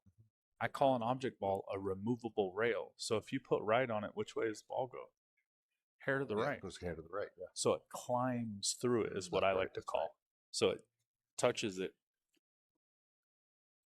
Yeah, so that was, as I said, like that 5 ball. Those shots, I tend to look at those shots and say, you know what? I don't know if I really want to take that shot. Sometimes, I'll play safe on them or try and draw off of them. But even when I try and even when I try and draw off of them, sometimes I end up drawing right into the pocket that I made the ball. Yeah, so a lot of that is, again, you're collecting data. You're like, ooh, can I do this? See, me, I'm very aware of a table because I grew up playing bar table. Mhm. So I'm very much a fan of like bumping balls. Okay. I use it to slow down because of what I just said. They're like a removable rail. Mhm. So if I know I can have my tangent line and go into a ball and it's going to hit the analog brakes on the cue ball, believe me, I'm pulling that trigger. So, but that's also like I grew up minutely playing a little bit of straight pool, so I have an understanding of how to go into the stack thanks to my dad because we'd play it like once a month because I get bored with like 9 ball, One and of I my didn't know how favorite to play games, by one the pocket way. yet. No, I believe it. I From New York, you better.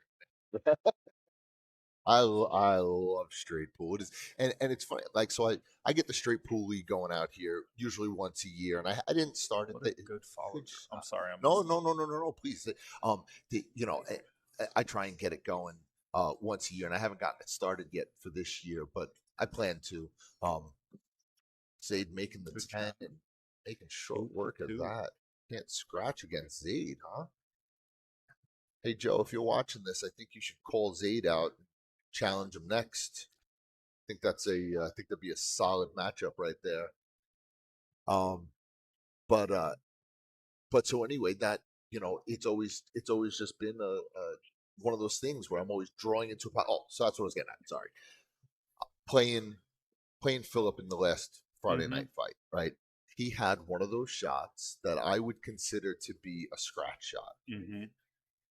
And to tell you he hit that ball so good to where it just drifted lightly to the Mm-hmm. side, came back, and I'm like, I need to know. Like, I literally went home Watched it. after that match, watched that shot, and then went on my table. I probably shot it 100 times, 200 times, trying to make that ball just lightly drift so it's not in my head.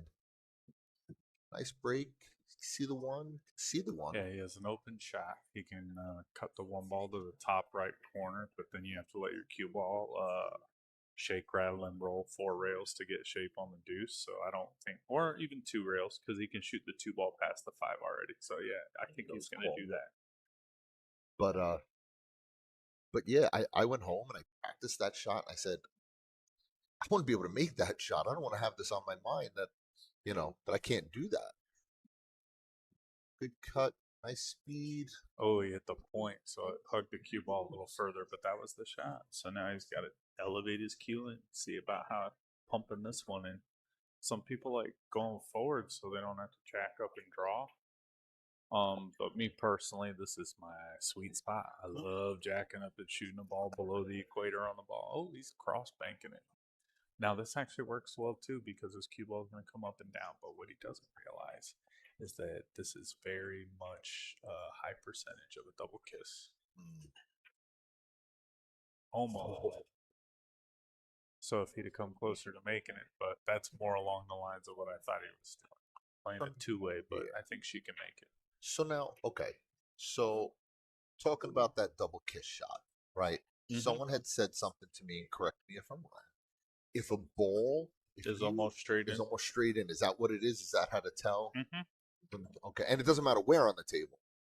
Correct. Well, to a degree, you got to know how to distort the cue ball. Yeah. And that's where you got to learn the vertical access. That's why some of the guys like Billy Thorpe or Skyler or SVB or Feder, what a shot. They distort the ball by hesitating the vertical access. Okay. And they can do it rather well, so it kills the cue ball and stuns out of the way. Yeah. Okay. Still learning this stuff. I do watch a lot of pool. Oh, I believe it. My, What a good shot. It was a good shot. Now she's going to get the extension of the bridge, or both. It's a tough spot below that second diamond. Leaned against the short rail.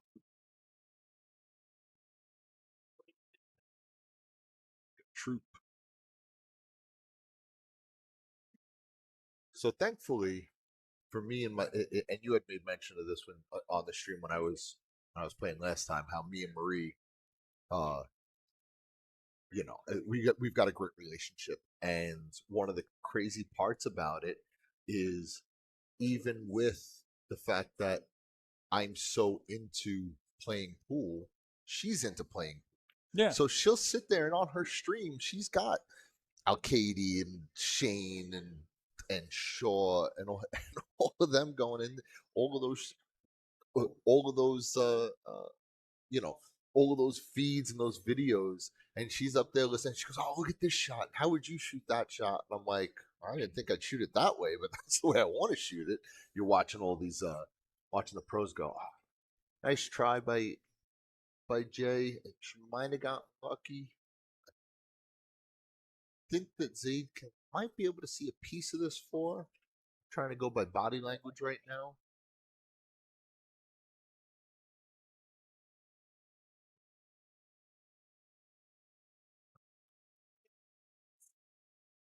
What do you?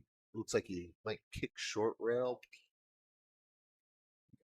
On the 4 ball? No, the 8 ball. Okay, so The he's eight going ball. to kick it. The 4 into the 8 off the 6.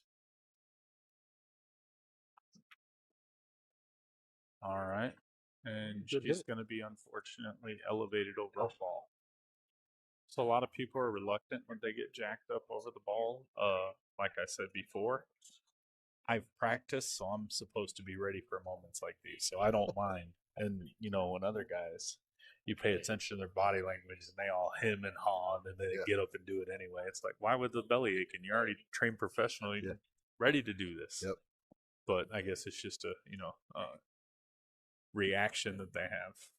To what they're like, oh, it's not easy, which I mean, over the ball, yeah, you're jacked up and all, but you're back at the table, so you gotta take it for what it's worth.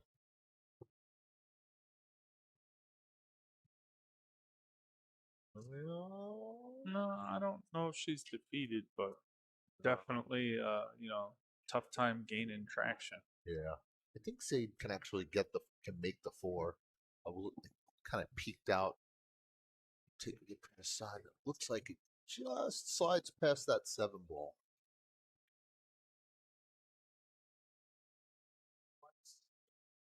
Oh, He did try to play, but talk. He can't be hitting them good and getting lucky too. sometimes they go hand in hand. Hitting them good. Sometimes they go hand in hand. Look at him; he's got a little smile on his face, trying to hide it. Yeah, he's like, I'm guilty. Yep. That's okay. Yep. Listen, you know, while I'll always put my hand up and say, sorry. Oh, that shot! What a shot! I look at people and I'm like, oh, sorry. Meanwhile, in my head, I'm like, yeah, take that. Yeah, that was a pretty sporty kick shot right there. Real sporty kick shot.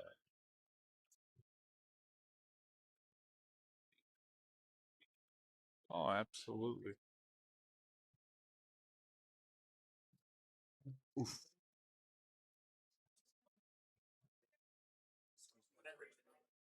So that was something else that I picked up. I mean, obviously in these matches, you pick up on a lot of the things that people are doing, right? And things we're doing right, things we're doing wrong, how we can go about fixing them and stuff. And I did after my last match with Philip, I was able to sit down and listen to all the things that were said. One of the things you had talked about was my long bridge. Mm-hmm. One of the other things you had talked about was my elevated cue. And how many times I was like 1 for 3 with the elevated cue and the long bridge, so the ball got squirrely on me. And it just shows how keen of an eye that you have for what's going on in the game. Well, thank you. Oh,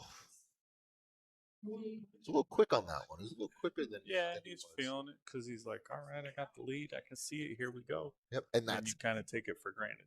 And this is where I struggle. By far, my worst part of my game. I go up or this speed. far. It's just all of it, all of the above. Staying focused. I go up. I'm good to give back 2 or 3. There is no lead that's ever safe because the second you get comfortable with that, you don't want it. Yep. So that's interpretation. You're playing the game, and that's where like false sense of security comes from. Mhm. You're like, they ain't gonna win. Feeling yourself, and then before you know it, you lose enough of those matches. You're like, I'm gonna stop thinking I'm that gonna way. stop thinking that way. I'm gonna stop saying You okay. know, yeah, I'm gonna stop okey doking this one around. Yep. Taking those flyers when you should. So John Sanchez, 563, brother. The lowly 563. Me and Zaid, and I'd be asking Zaid for games. Oh, I want 2 on the wire from Zaid. oh, and the plot thickens. Yeah, who sang that song? Just steer it up. Stir it up. All right, so again, a little bit quick. But that is Man, something that I'm guilty of. I'm guilty of we the all, flyers, like, but but even like it's taking flyers. It's but like, what's the definition of a flyer? If you're up in your head and you're feeling it, you see it, take it. yeah, But it's how you still have to go through your procedure. You have to go through your routine, hence why it's called a routine. yeah. You don't all of a sudden leave the house without drinking that cup of coffee. Otherwise, what? Your mind's already made up saying today's going to be rough. It's just going to be rough. Oh man, you got people walking past. That's even a worker too. But that's okay. Yeah. I mean, you have to expect it. It's a pool room. Yep, this is true. That's the one thing that would put myself on. I put myself on till Vegas living at Griff's. Oh my God. And that's where I realized that people do not necessarily have the etiquette that I do, because I would not do that to someone. Just because I wouldn't doesn't mean that Joe Schmo could care less if they do. Yeah, So it's along the lines of like, yeah, man. I mean, if I sit there and give it recognition, because I'll tell you this, greatest Scotch partner I ever had in my life was my older brother Tanner. okay. He used to beat the ever living snot out of me. I'd be crying leaving the pool room when I was like 11 and 12. He's just like, how do you like that? So I got him back years later. We're at Metro, and I decided to break and run 8 on him with a house cue. And I said, yep, happy Thanksgiving. You just got stuffed, you turkey. So, you know, but he would walk over. I was 10 years old. He was 13. We were playing at Pappy's and the monthly Scotch tournaments back when the Arizona ratings, and it was an 18 and under, and he was a 7, or I was a 7, he was an 8, and we were a 15, and we were running out, and people were just watching because they saw two brothers just in sync. Yeah. And it was awesome because we didn't realize we were just happy to be playing pool. We play at the rec center, we play at the pool room, play at the bar. It didn't matter. We were just hitting more balls. Yeah. And he'd walk over in front of me, and it didn't matter because he knew I was leaving the cue ball.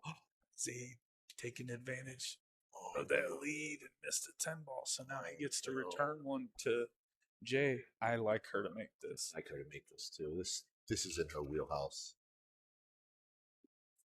I gotta give Jay credit. She, more often than not, I have found that she will bear down and she doesn't give up. Like, I don't really see her. I don't see her giving up. So I agree. I like her to make this.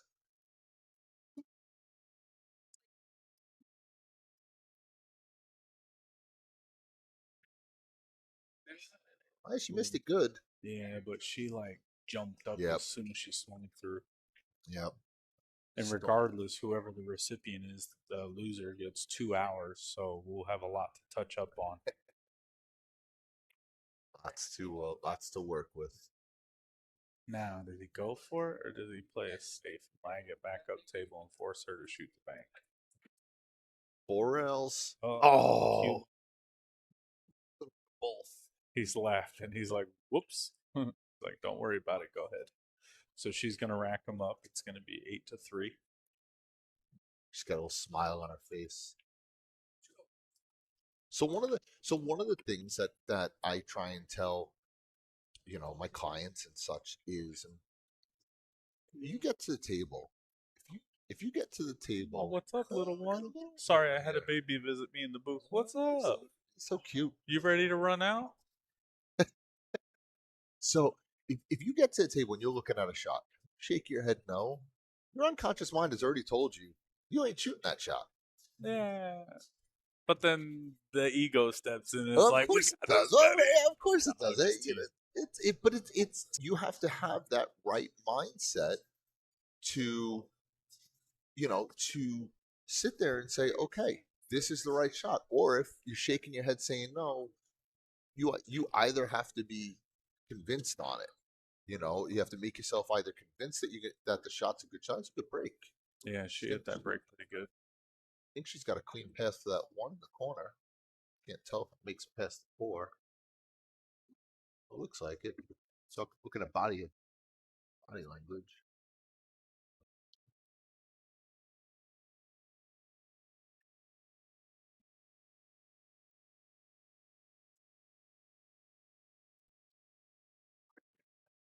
Yep, there it is. She's got a good chance to run out here. Got a nice open table. Couple of hangers in case she gets in trouble. If she was to get in trouble with that four ball, she's got a hanger of a five. Six is a hanger.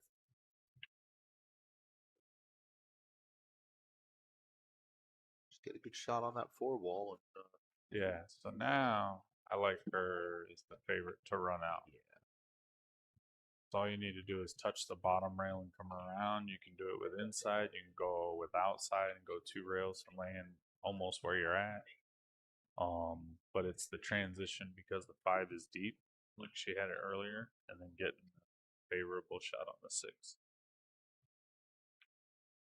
Pocketed, Nice. almost Around the touched the 8, six. almost touched the 6. Okay. So now, are you one to pick up the magic rack? Do you care if it's on the table?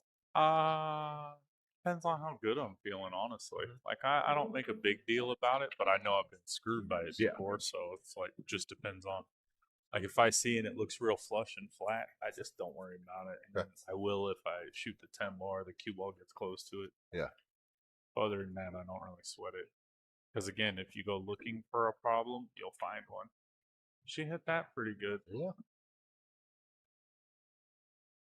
Yeah, she gave a little bit of a powder. She looked at the seven, but I think she's in good shape. Make I the think she's seven, just being one rail, critical come because back. she's like, Yeah. come on, I got a Yeah. lead to make up for. Yep. You know,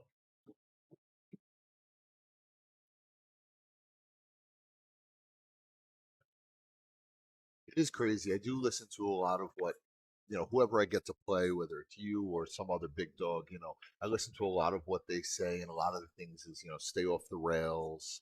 Um, you want confident in your shots. And that was what I was kind of getting at earlier. I was asking about if you have like a mantra when you're down on the ball. So like, there's people who tell me, aim small, miss small, or 100% confident, or whatever. And one of the things I've talked about was, you know, you are either 100% confident or 100% doubtful, because even What a good one shot. percent of doubt was a great shot. Even 1% of doubt means you're not 100% confident. Yeah, like I'm a quick player. I'm very analytical, even though I play very fast, but that's how quickly my mind moves. So, like, for instance, the second my bridge hand touches the table, you don't see me get up often. And that's because my mind was made up.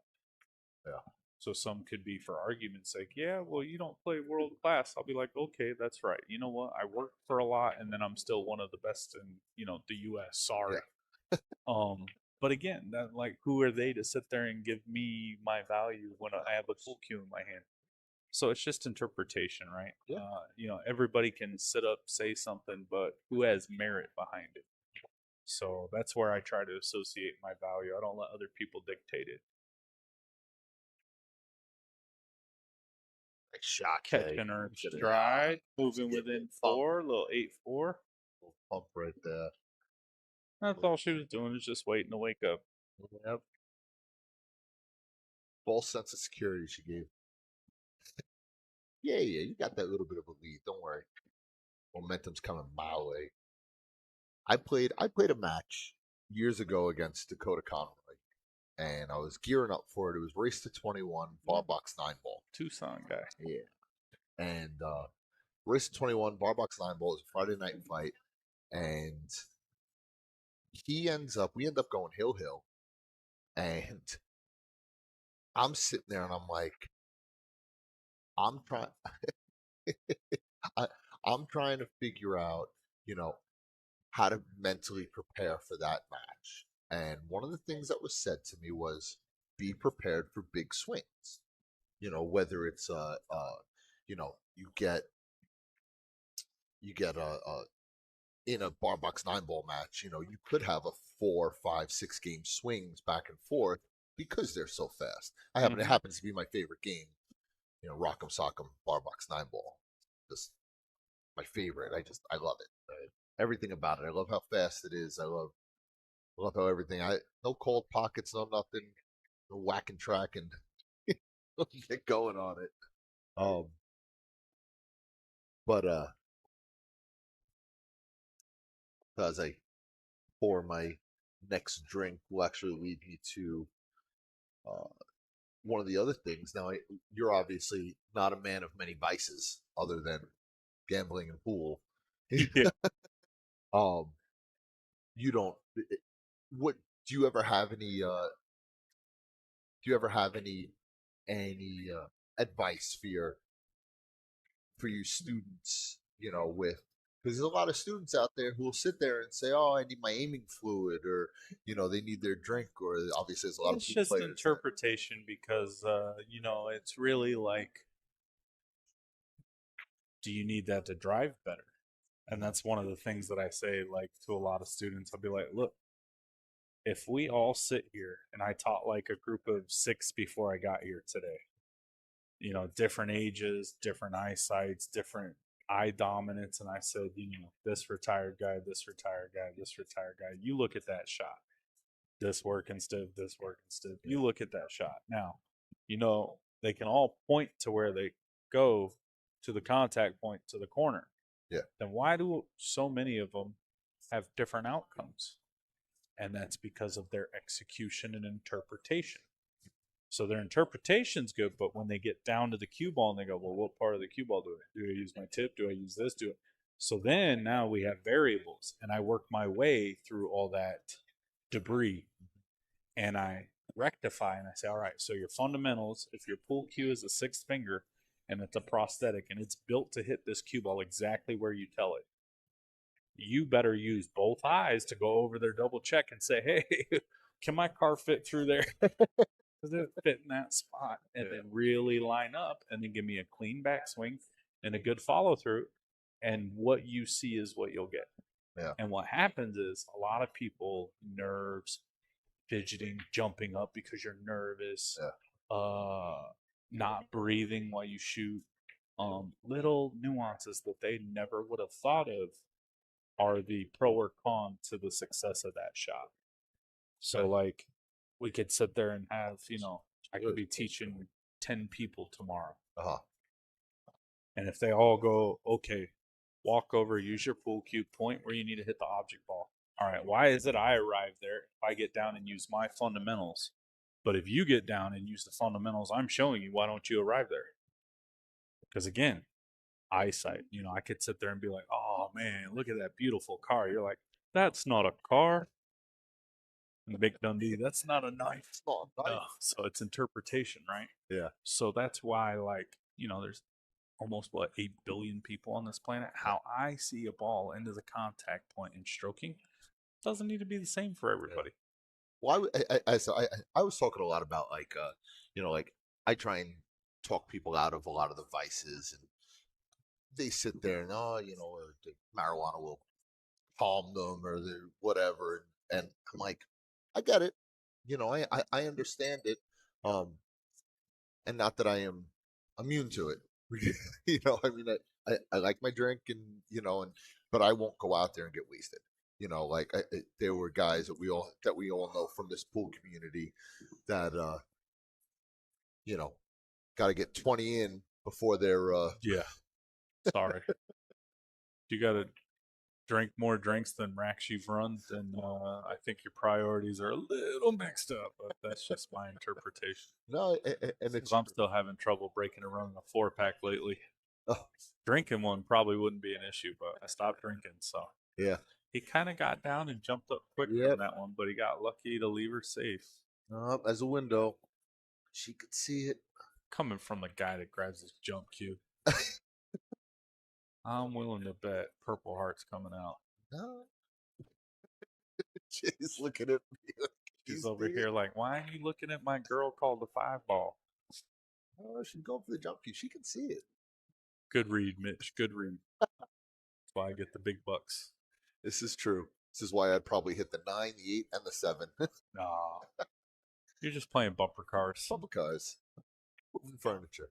But she is grabbing the cue that makes her feel the best Yeah. about the shot. Mhm. And that's what you should always do.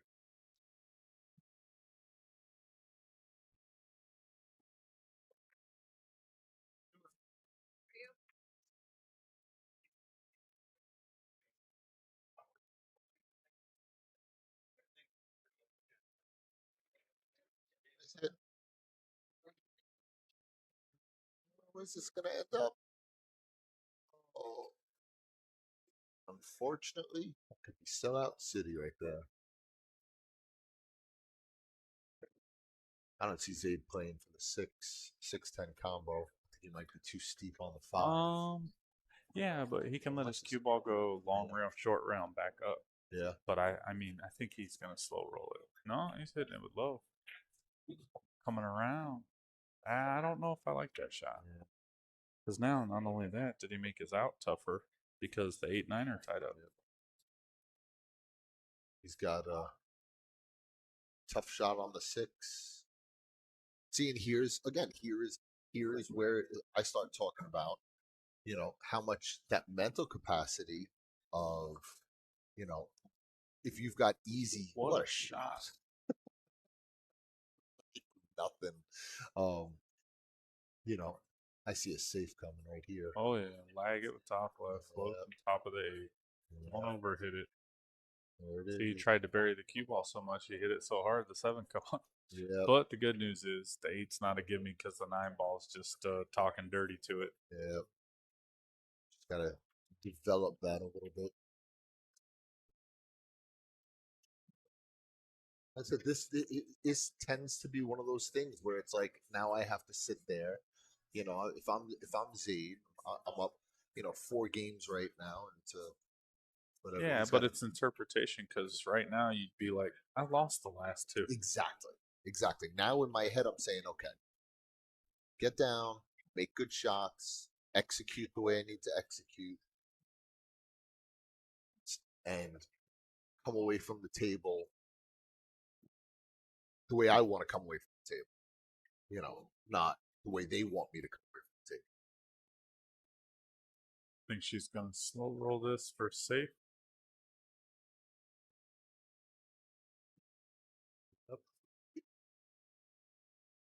She hit it decent, but I think it's still a good shot going rail first, or if you're Beginski and you can reach it, let's jump it. Oh yeah. Yeah, see, he's not even looking at going rail first. You guys in your jump cues See, feel like breakfast Top food. Gun.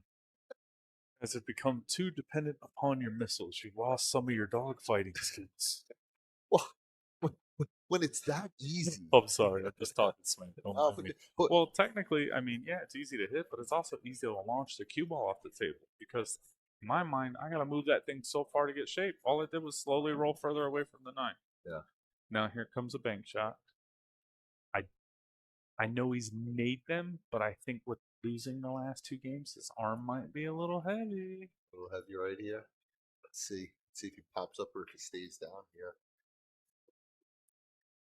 And he might also likely be lagging it up table to play safe. Yeah. See, I'm not he's playing the bank. I'm definitely not against that. Playing the 9, 2 rails up table, put the cue behind the 10.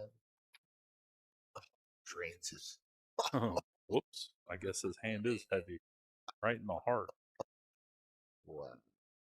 What a shot. What a shot.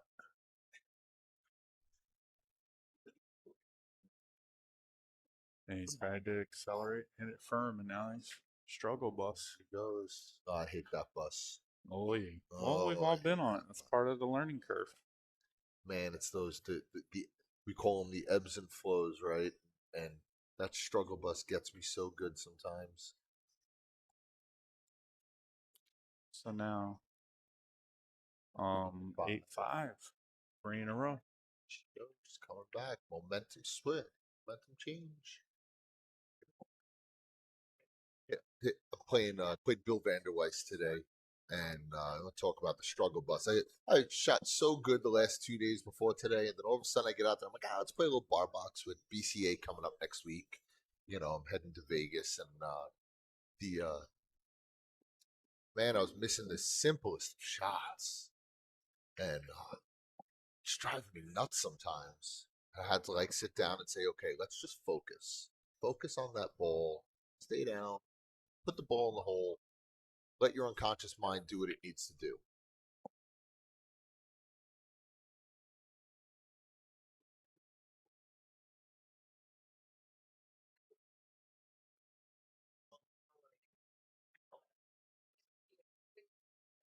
Go Jay to break, trailing 5-8. She's got the 7 ball on the side, a clear C on the 1. 8 ball looks a little weird. I can't tell if just play the 6 into the 8 or if the 8 goes into the side. Jay could make a little noise here. Just gotta get on this 2 ball. Jay could make some noise here.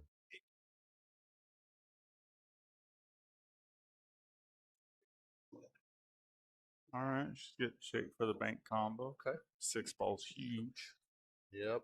with the ocho right there.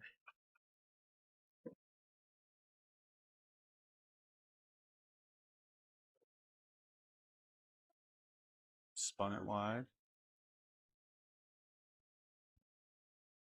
So with all those big matches that have happened, Shane and Fedor race to 120 and all of those.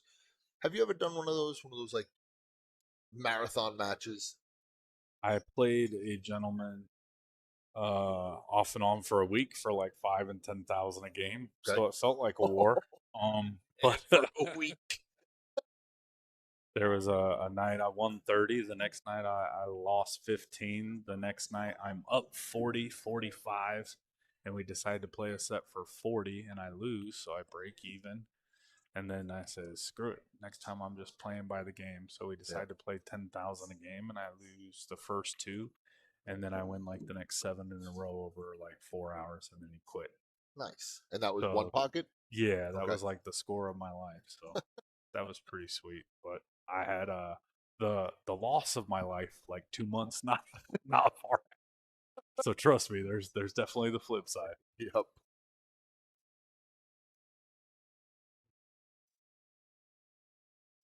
A little help from the 9 ball, a little That's help all from my right. friend. Just rearranging some furniture. And again, if you can hear the music picking up in the background, I personally am a fan of Shania, so you're gonna have to deal with it. But we don't have control over it, so we're just letting you know. I don't know if I feel like a woman, but damn it, it's a good song.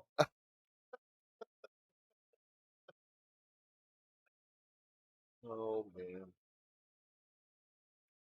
I guess the upside to the 6 and the 8 and where they are is there's no 7 ball, right? So Yeah, if you can control the 8 wherever, like you play the 6, if you play in the 6 off the 8 or if the 8 goes to the side, but if the 8 doesn't go on the side, you can control that cue into the 6. I mean, I guess the 5 leads you right into it, run the 8 up the table, but then you got to come back down for the 9. So, as everyone got to hear my jumbled the way my brain works through the whole thing. yeah, it's okay. I mean, same thing. She's a fan of the Long Bridge, and I've worked with her before. And same thing because a lot of the times when you hit that ball firm and you have spin, you tend to overcook it and put too much spin. So it's easy to go from a little to a lot because your cue tip doesn't have adequate support. Yeah. I find, and it shouldn't. I know that this is wrong, but I find that when I'm playing well, I can get away with that long bridge, right? Yeah, but that's everybody. But I'm trying to make your game show up more often. Yes, and so that's what I say is I sit there and I go when I find myself struggling, I'll shorten that bridge to 6-7 inches as long as I can think about it. Good shot. She made sure to move the 8. Yep. All right. So now the cue ball here has to be maneuvered around the table. She's back cutting it. So your cue ball is going to go 1 to 2 rails and land in between the middle diamond and the first diamond outside the corner pocket, about pin high with where her backhand's going to be.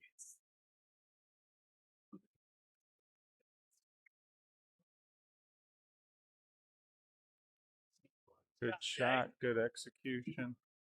Just as written up. Pretty good speed. So now that'll be 4 in a row. Yeah. Yep. Definitely a momentum shift at this point. So are you a fan of the way like Shaw and Filler will let out those like yells and like the That's just culturally how they grew up. You know, they're I can't speak for them because, you know, they're European the way they were brought up. My father would scowl at my brother and I. You gotta win like a gentleman and lose like. So well, you know, it was kind of more of so yes, I understand that part but I always wondered if it's one of those you're just letting out all of the frustration, all of the nice shot, Jay. Nice out. Jay is right there. so now it's 8-6. 8-6. You got Zaid running to the bathroom, throw a little water on his face. But so like I watch them with when they do that, and it's like you've just had this big tough match. And it's like almost like that sigh of relief sometimes, you know. Yeah, but like me, right? Like I've been what? It's been over a year since I've probably played a match like that. So it's like that's what I live for. It's like I'm an adrenaline junkie, and now I'm like a junkie on hiatus, man. Got to get your fix. So it's you know, it's interpretation. Like summer of 2024, I was in Louisiana with my buddy Reinhold, Okay. and you know, I was in action every other day playing one pocket, whether it was cheap or expensive. Yeah. It was fun because a lot of people they didn't know me, and if they did, they're like, "Ah, you don't play no one."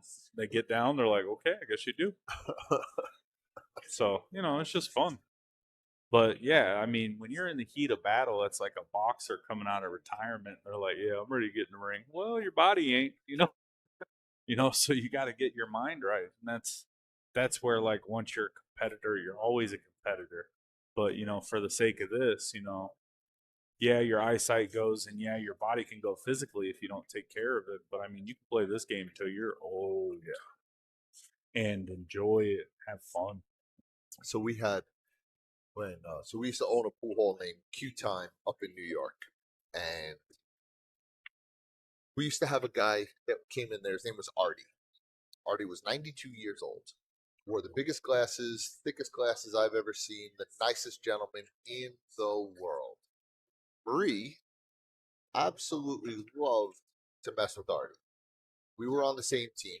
She likes messing with a lot of people. Oh yeah, that's why I love her. That's why I think she's so great. But anyway, so so she's got Artie and Artie wins a game and she runs up and she chest bumps him, right? And now she's this 26-year-old or 28-year-old beautiful young woman and here's Artie, 92 years old driving his old Caprice Classic and when I tell you, I thought he was gonna have a heart attack right then and there. He was like, he looked at her shape, moving his glasses, like, oh, he goes. He was like, Marie looks at him and goes, "Don't have a heart attack.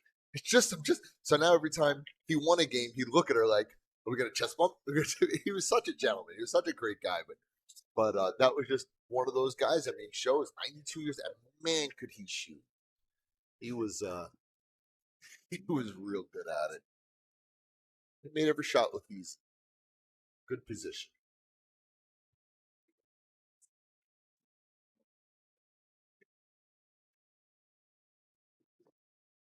All right. So Zayd back at the table after a dry break. 1 to the 2.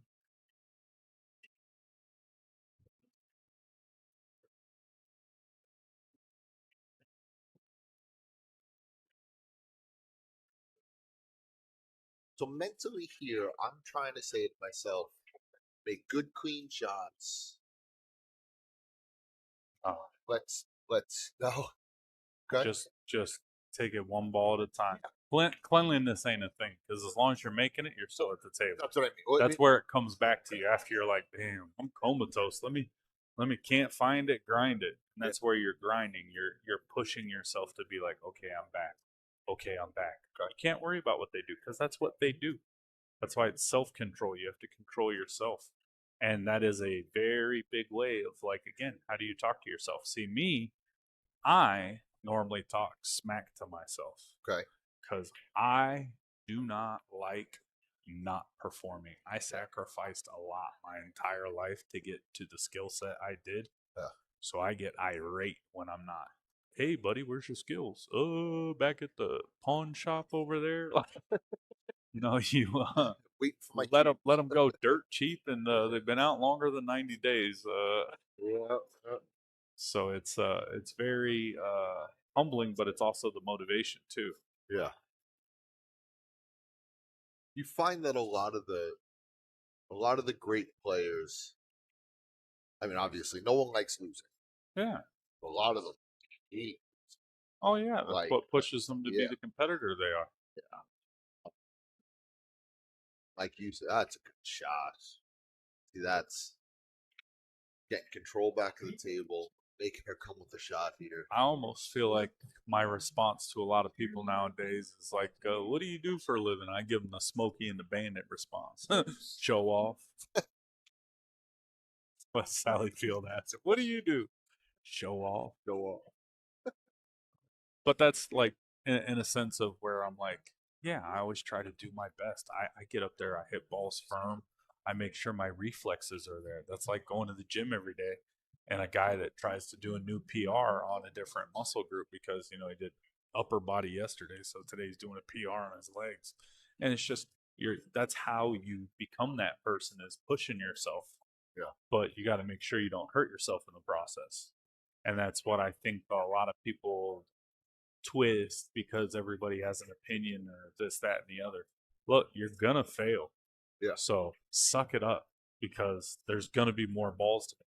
And that goes the same way, like, oh, I made this really great shot. Cool. Now go make 999 more of them tonight because it's gonna be a long night. And that's like this set, Zaid, he was up 8-2. That's 80 balls to 20. Yeah. That's 4-1 on the ball count if you go ball for ball. Yeah. Right.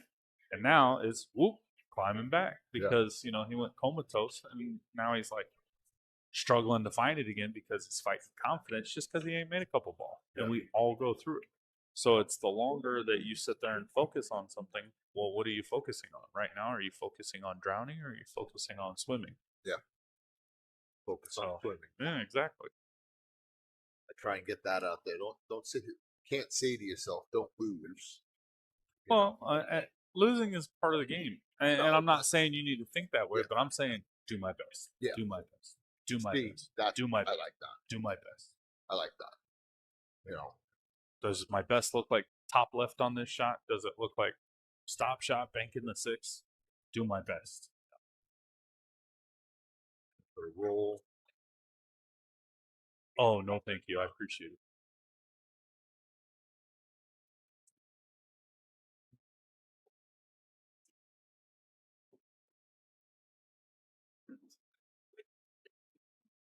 One shot. Oh. But the rail still went. I don't think the 7 goes by the 8, but I'm not. If I were a betting man, he's going to slow roll it, leave the cue ball on the back of the 8. Yep. Stick it right to the back. Or the 9. I see coming. Oh, there it is. This time he made sure to not push the 7 above him. I think that's the third time this rack stuck out of the back of the 8 ball.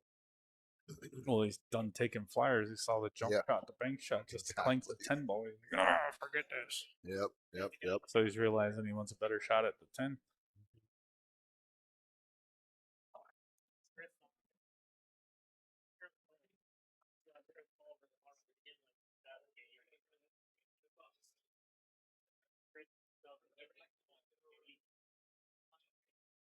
Sorry, I'm taking a picture, folks, to a friend of mine back in Louisiana that wants to know what I'm commentating on. Says, is it live? I said, yep. So I just sent a picture of Send them the the link. stream. Share away. Everyone share. As I accidentally sent it to the wrong person. I'm hysterical. I am absolutely hysterical. Don't mind me. I'm just on, 3 hours of sleep. Not enough coffee. That's great. Jacked up, spin shot, kick and hit. She did. And she left it good. Joe Estrada. I'm an expert loser lately, unless I'm playing bags. I was leaving for Vegas for the Moby Dick, and I saw Joe at Metro, and I said, Joe, why don't we let's play a set? Just help me warm up a little. He's like, yeah, no problem. He smokes me. It's like that wasn't much of a confidence builder, but it definitely got me to focus. I mean, day one at the Moby Dick, I played really, really good. He's calling the bank. Yep, little jump bank. Definitely been watching Chris play too much. Well, here's the funny thing, right? So obviously I do jump a lot, but there's a lot of the times that I'm not jumping always to make the ball. No, yeah, just to get movement. Yeah, no, I get jumping, playing safe. I'm picking a ball to control. I'm controlling either the cue ball or the object ball. Hopefully both sometimes, but for me, I try and control one or the other. And a lot like what he did, keeping that cue ball close down here, and for me, it would have been hoping the 7 comes down, which he executed really.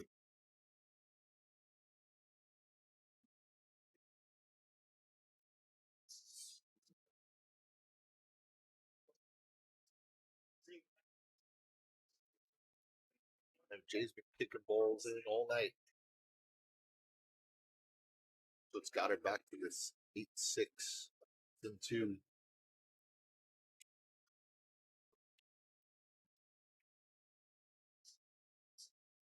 Playing safe.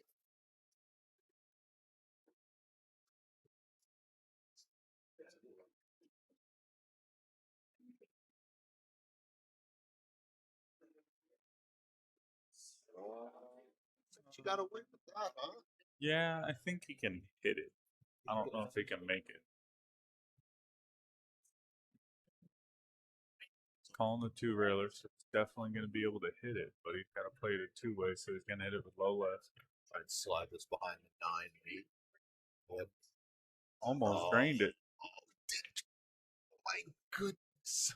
Almost drained it. Wow.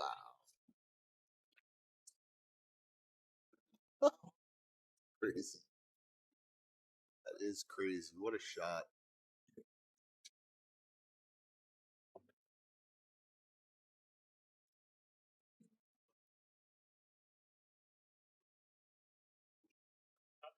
The great grand scheme of things, you say to yourself, race to 13.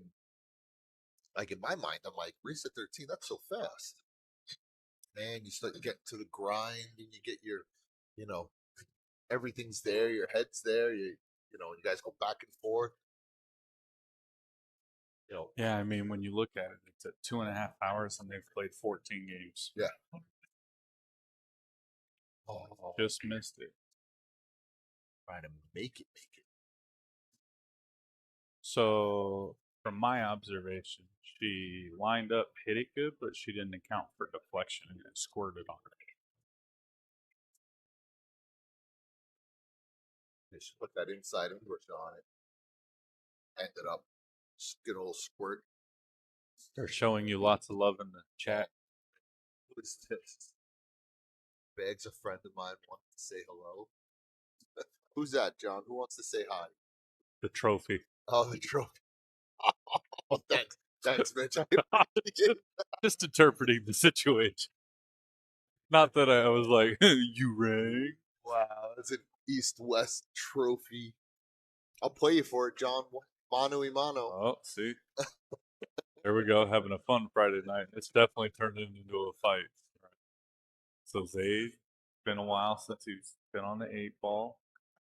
Soft spin it and missing. He's really not looking comfortable. Now he's jumping up because he wants to see it go in. Yeah. And then he's like smiling and frustrated. And this goes down to what I said before they started. How well is he seasoned?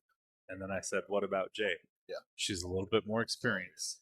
Absolutely. So now we're starting to see some of the things that are wearing him down. Yeah, and I entirely agree with that. Where so like one of the things that I see about Zaid is, oh, there's it's ego, right? Like your ego is what makes you laugh when you miss a shot. You know, your ego is what makes you try and go for these crazy shots, whereas uh, you know, self two, your subconscious mind, your unconscious mind already knows how to make the shots, already knows how to do this stuff. It's when your ego gets in the way that a lot of the stuff goes astray. But like you said, Jay, I mean that's a great shot from Jay. Mm-hmm. Good speed because she knew she left it tough. Yep, right to the short rail, put the pressure on. John Sanchez, you don't want this. I want it, John. I'll take it. You got to give me like 3 on the wire, but I'll take it. Dun, dun, dun. All of a sudden, you got a date for Valentine's Day. Sorry, Marie. Going to the pool room. No, I'm teasing. I'm teasing. We really don't do much for Valentine's Day. I mean, It is a busy day. Yeah, I mean, for us tomorrow, we got the kids that doing all their stuff. No, that's good. So he tried to reciprocate, leaving it long. I like Jay to make this and get shape. I think she gets out here. I don't see much trouble.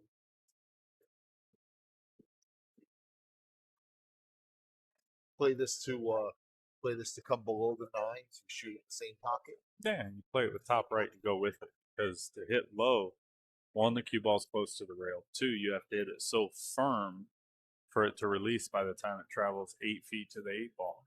But like I said, I like her to make it and get shape.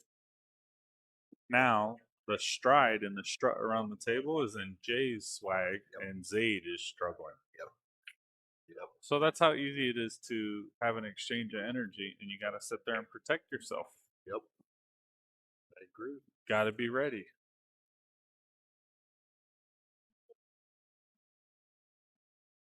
Good shot. He's feeling comfortable.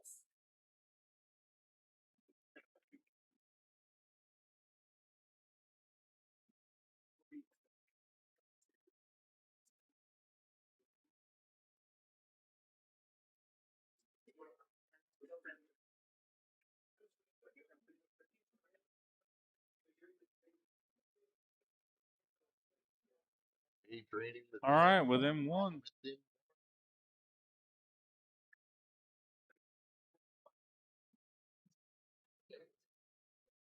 So I know he's already tried. I know he's already tried the. I'm going to go to the bathroom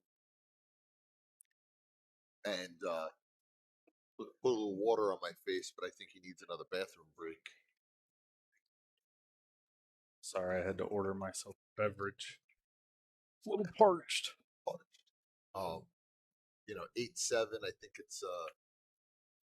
I said at some point you have to say to yourself, okay, bear down, get yourself together.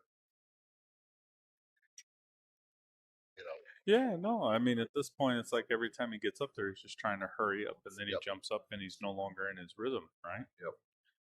And that's, you know, how easy it is to get out of the zone you were speaking of. Yeah. You want to be in that zone as it's been said to me before, in the box. You know, the box and the zone. Everything within a few inches of that table, you want your brain. Pretty good snap. Free ball? Nope. Nothing went.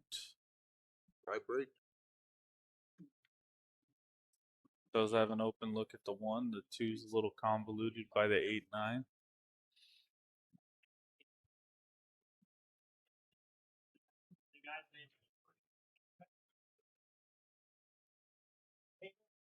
I take this opportunity, guys, to remind you guys, head over to my website, aboveallmindset.com. Go to the bottom of the page, fill out the assessment. It's shot by Zaid. At least let them see the 2 ball. Fill out that assessment. Get yourself a free entry or a chance at a free entry for that BK Rush red line. Tim's got going. So Zaid was able to pocket the 1, make a good safe with the 2 ball, and he broke out the 8-9 in the process. Yep. It's true. You guys good?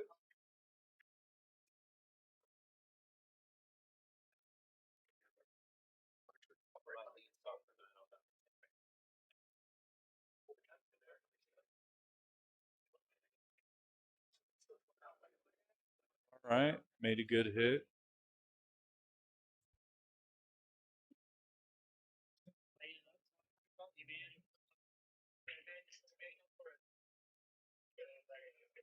All right, so Zaid playing a little bit more passive, made the deuce, didn't expect to, so Jay will have the option, and I'm sure she'll give it back.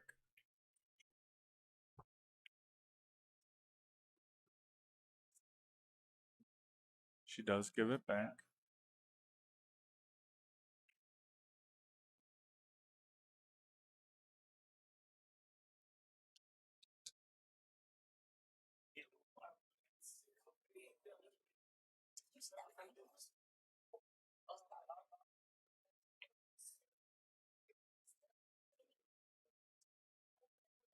They made a good legal hit, realizing that he probably didn't need to spin it as much as he did. He could have probably just set it in. Jay's measuring her kick. She's going to call it on the side.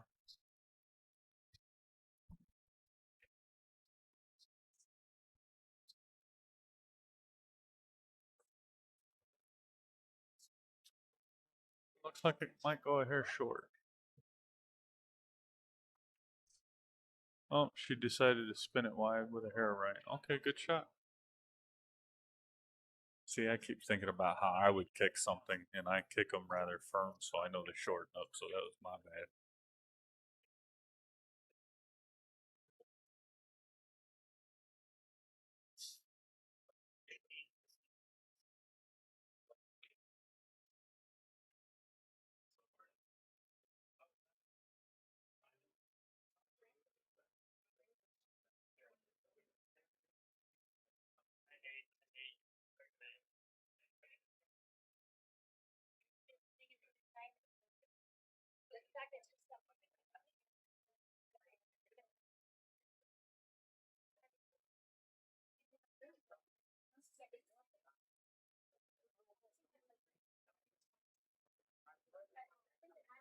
So see if Zaid can respond after 5 unanswered games. Missed a 10 ball after.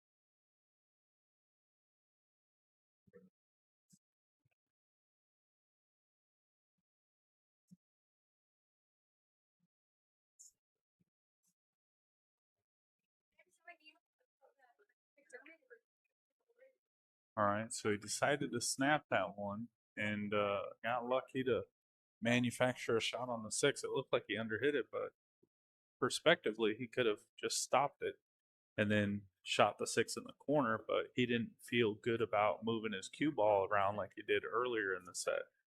So now he's very inquisitive and questioning, taking his time, and being able to, again, survey the table in the manner.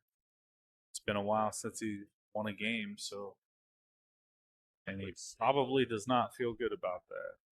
No, that's a tough one right there. She's got a clean sight on the 6.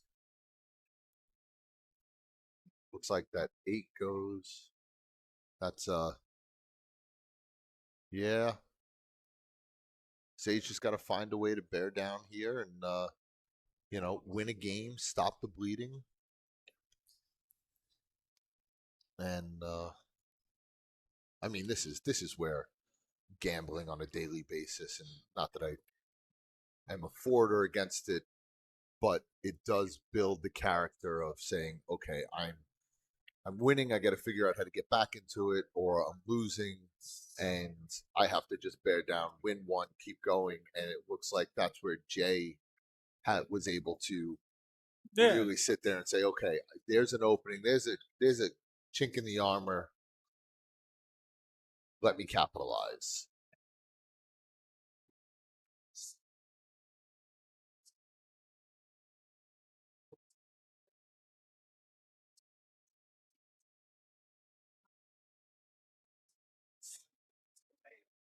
You know, I've had people say to me before, like when you're sitting in the chair, there's even specific ways to sit in the chair. You know, and not that I'm taking anything away from Zaid right now, but he is very back, trying to like leave himself lounged and everything else. And man, that's not me. You watch me. I'm struggling. I am at the edge of my seat, cue in hand, ready to pounce. I'm sitting there. I'm like, okay, just miss, just miss. Give me my opportunity. I've been in this seat for 2 hours and 40 some minutes. My right foot hasn't stopped moving the whole time. And it's the same way when I play pool. I Yep. am itching to get up there. Yep. You know, I do feel like you let your body get comfortable sitting in that chair. I mean, it's the electric chair or the ice chest or however you want to put it. You know,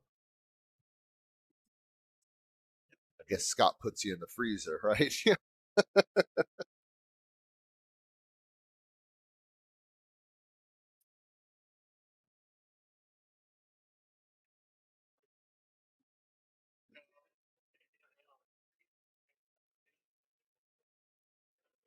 Oh, gonna leak, gonna leak.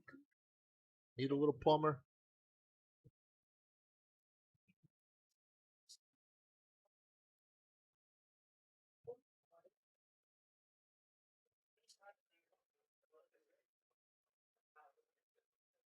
That is definitely a good response. I see Jay's going to end up with a jump too. She's got to jump. Is the Purple Heart. Full queuing it.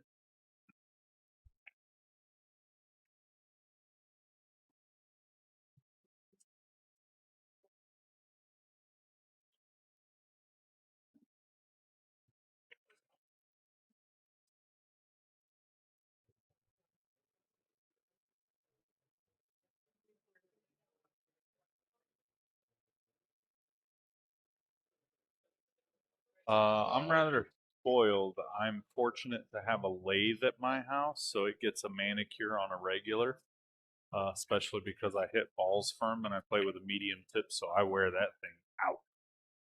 So I probably get a new tip like every 3 months, and I probably shave it once a month. Do you keep sandpaper in your bag also, or No, because I know it's good when I leave the house. yeah? Normally, if I have any kind of tip tool, that's suffice. Is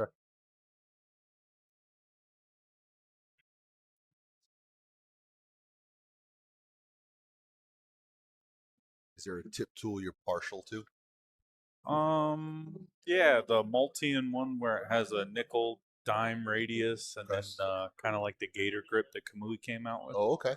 So when it has that, I'm all good in the hood. That'll take Nice. me good care of me for a while. I had gotten the It's George Yeah, that's a good years tip ago. Although it's a little heavy. Oh yeah, it could be commercial use too. Yeah, grind down just about anything. So this is the best Zaid has looked on a ball in quite a few racks. Yeah. Even the 10 ball where he got out, made the really good shots, and then he shot his wad on the 10 and chunked in the top right corner because he was not confident in it. He wanted it to be easier. So I'm curious how he pockets this 9 ball, little draw it to the long rail, shoot the 10 on the side. So again, now I'm willing to bet if I were a gambling man, he's going to shoot this at 40 to 50%. So it's going to have a little pace, but not careless. Kind of like that. There it is. All right, 9-7. 9-7.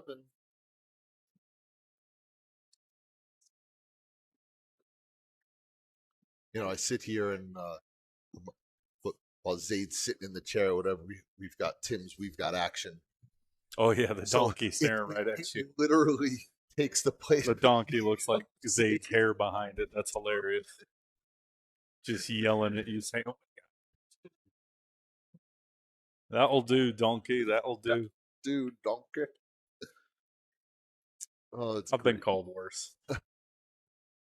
Now I got it in front of Jay's face. It's like, it depends on where I sit in my chair.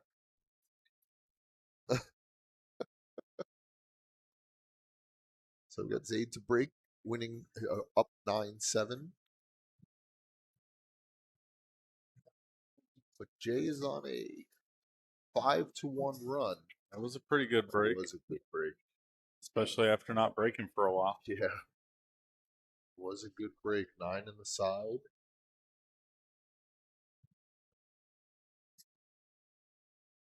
I wondered if you would. Yeah, one ball's got plenty of room. You can attack the one, but I don't know if there's any as I said, Reward. yeah, there's no reward to that. Cue Thin ball the comes one. all the way down the table, lands on the 8, 7, 10. Yep.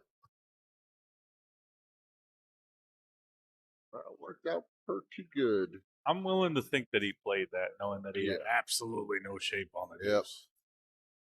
Yep. I almost think that he almost made it by accident, but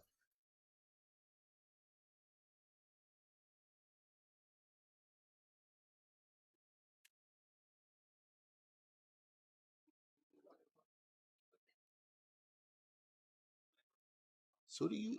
How would you get to this? Did you go? I am kicking at the bottom rail, not far from where her hand was, and I'm going up table. Yeah, that's what I figured. Off Because the long I'm a rail or lefty. Yeah, probably just because it's easier to get safe and it Okay. stops me if I go at the one. I have a higher chance of scratching. scratching? Yeah, that's what I figured.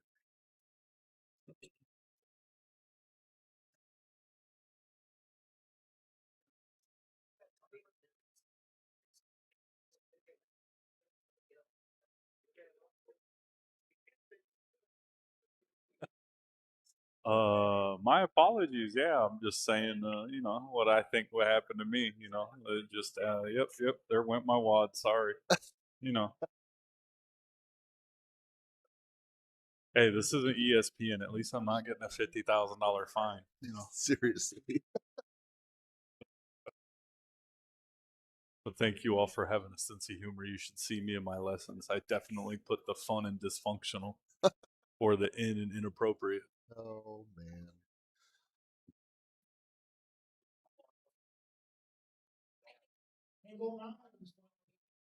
Yeah. Oh, she accidentally spun it. Little too A much. little bit of spin. So Zaid's up there, ball in hand. A 1, the 2. You're not playing 3 foul, so I definitely feel like it's time to go for it. Yep.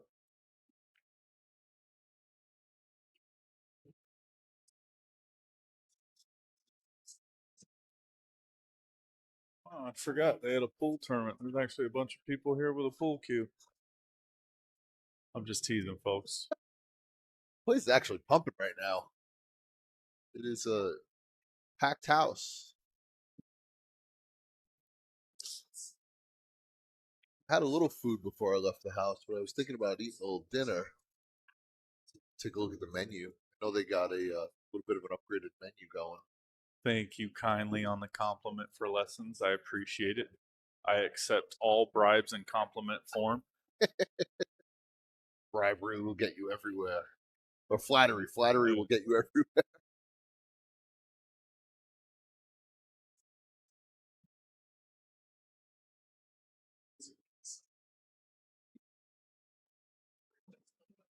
Good shot. Well, jacked up over the 6.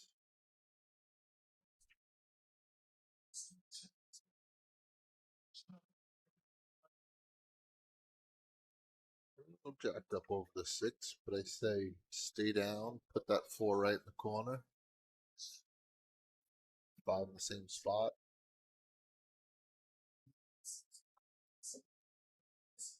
Yeah, he's making a good bridge. I think he's got a little bit more conviction in his hit. And Yep. again, same thing because of the speed he shot the last 10 ball. Yeah. Starting to get his momentum back. A little bit of swagger.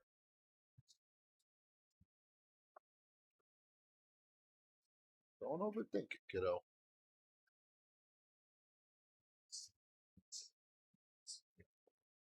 I talked to my younger brother, who's only a sub 400 Fargo, but he'll get down on a shot and stare at the shot for like 5 or 10 minutes, and I have a tendency to look at him and go, "It ain't changing.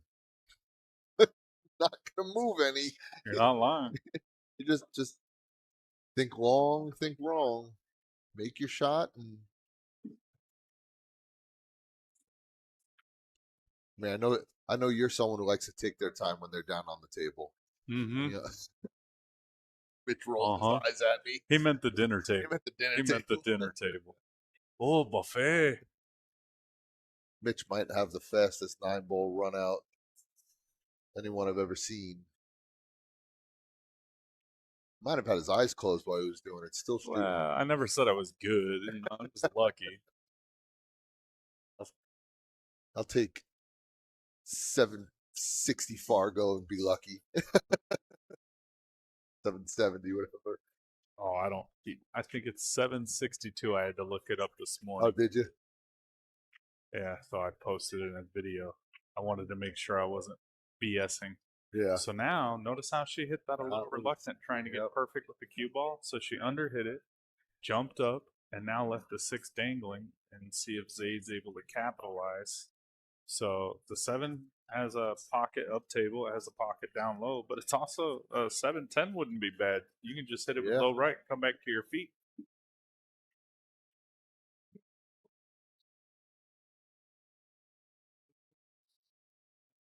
So he did try to spin it with right, and he was fortunate to have some bump shape and some good fortune. Yeah. Definitely some good fortune there.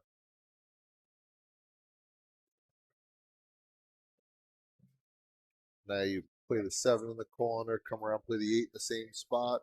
I don't know. Or maybe I think 10 I think personally the 8 in the side's probably a better shot. You know, even if you hit it with low right, again, you can let your stroke out, or you can spin it with top right. You spin it with top right and go high, you're nervous, you end up overhitting it. Yeah. He did not. Okay, he's deciding to play them all in the same pocket. He's switching from 10 ball to 1 pocket. Yep, Got playing it. a little 1 pocket here. A little bit of 1 pocket, a little sharp 1 pocket here. Playing a little 1 pocket.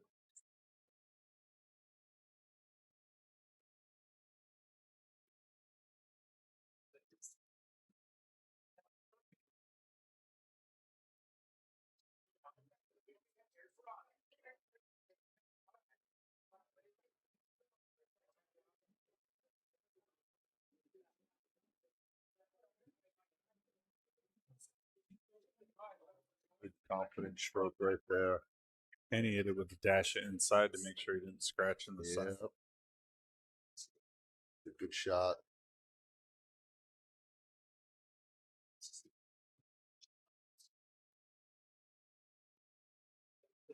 There it is. All right, we got somebody in double digits. Double digits. 10-7.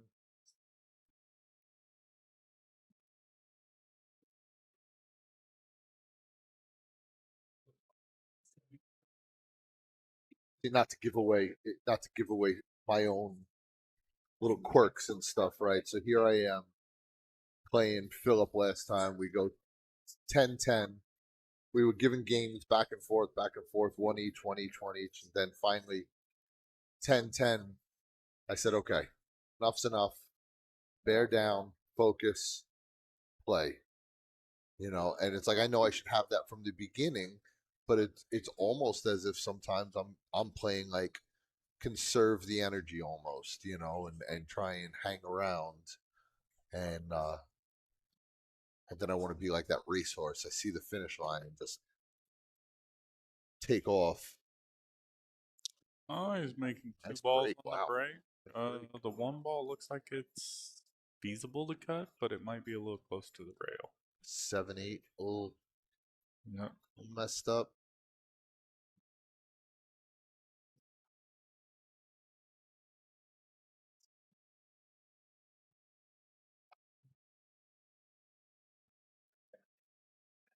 And again, I see that our viewership has grown a little bit. So for those of you who decided to spend your Friday night with us, we appreciate it. Thank you. I hope you have a safe holiday weekend. Oh, That was unfortunate, very unfortunate. but gotta read his body language again, Chris. Yep. Be dissecting how he sits down in his chair after that. Well, you can actually see it as soon as you walked away. He's got he's scratching his head, shaking his head. Here he goes once again. It's like He's that. sitting up a little bit more erect this time. He's not laying back and lounging. Yeah, a little sip of water. Well, let's see. Let's see how this comes out. I mean, it is all about, you know, like you said, you got to be ready for that inch. Okay, you made a mistake. It's an unfortunate roll, that's for sure. Um, but be ready to go, and you know, he was pulling the whole head tilt side to side, like when a pup is thinking to himself, like, what just happened there. But let's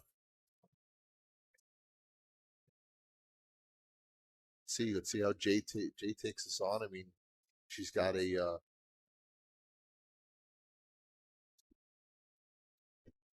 opportunity, come back within two. It's a matter of what do you do with that 7-8. Yeah, there it's going to be probably a safe, I had to guess. Yeah,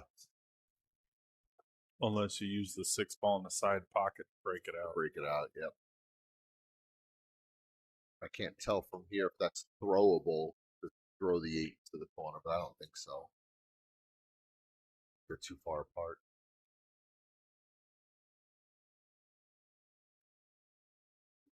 That was like it wasn't a very confident stroke she had right there. She poked at that ball. I want to see Jay put back that swagger. Win the game, get some swagger back.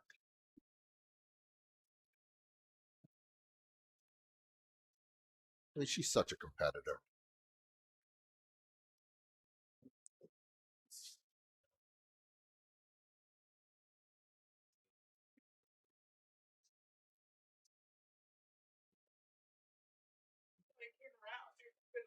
Playing safe.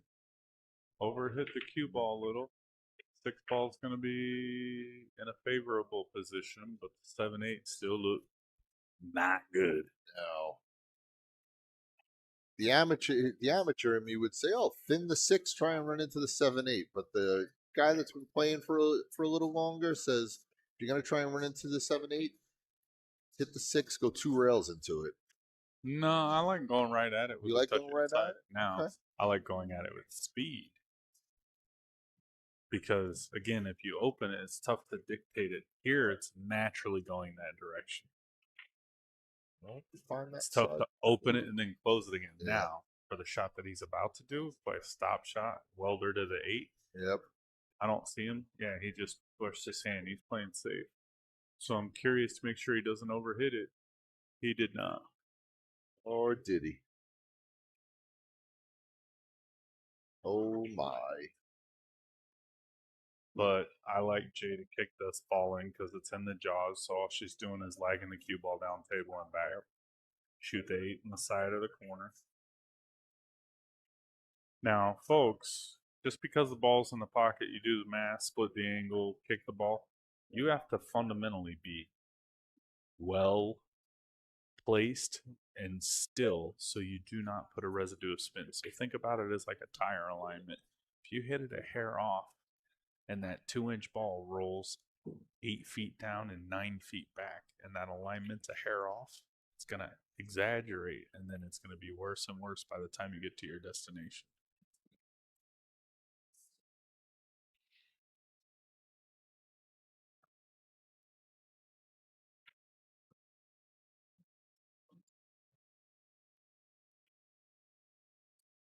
Looks like she hit it hair right. Just a little bit off. Just like you said. I saw it off the stick, just a touch of spin. All right, so let me ask you a question. All right, so when I think Chohan did this at one point. He was offering this. He was saying that, for whatever it was, you could sit there and watch him run racks, and he would talk out his thought process, right? And then after I had taken a lesson with you, you literally walked me through uh, making the shots and what my thought process should be. I'm hitting this with a little bit of right. I'm doing this. I'm doing that. For you, are you giving yourself that thought process, or are you saying to yourself, like let's just say, not that you'd want to put this cue ball to come between the 8 and the 10, right? But Ooh, I don't like the no, decision he made there. no. But if you say to yourself, okay, I want the cue ball to come between the 8 and the 10, do you try and make adjustments to make that happen, or do you just kind of let it happen? I kind of just let it happen Yeah. because I already know by the time I get down. Yeah, he was frustrated at how bad he got on it. Now Jay's going to have a layup to get position, Yep. and this will get her back within 2. Because that's one of the things that I'm finding now as I'm being more aware of my play, right? I'll say to myself, okay, as long as it's a feasible thing for the cue ball to do, I'm hoping for it to come X, Y, Z, hit this time and go there, and it'll just happen instead of me trying to make it happen, right? See, even something like that, like I'm trying to get back to halfway down the table. Mm-hmm. I And try that's to what get she a was lot mad at, closer is to my because she work. thought she hit it with top. She didn't have the momentum it should have had. Yeah. So now she's shaking her head, but I still think she makes the ball.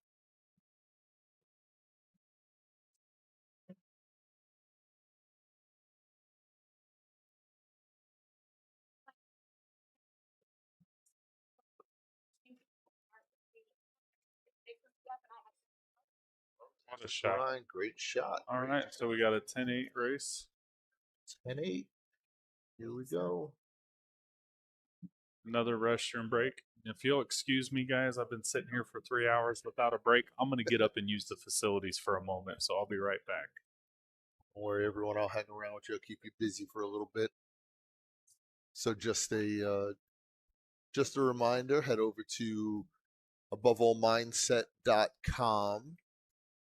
Head to the bottom of the page, fill out the uh, the assessment form, or if you really want to, you can hit the set up a free 30-minute call, and we can talk and see what's going on. If there's any way that I can help out with you guys, either way will get you a chance at some free entries to win that BK Rush Redline Q.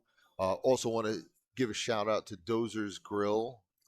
Place looks great. I have to say, we all know they changed owners. We all know they did some changing. They moved some tables. They got rid of some tables, and made it more friendly for the food crowd. But it looks great. They put up some metal bars and some gates to separate everything out. But you've really got a great setup here. You got plenty of room in between your 9 foots. You can see on the stream. I mean, you've got plenty of room between this stream table and the table next to it, and all your 7 foots have plenty of room as well. Also, let's get a big shout out to Donkey Pool Productions for putting these all together. E3withME for sponsoring this. Mitch, and you've got Cleveland. You've also got Qualtech, great sponsor with John Sanchez. Just fantastic guy. You've got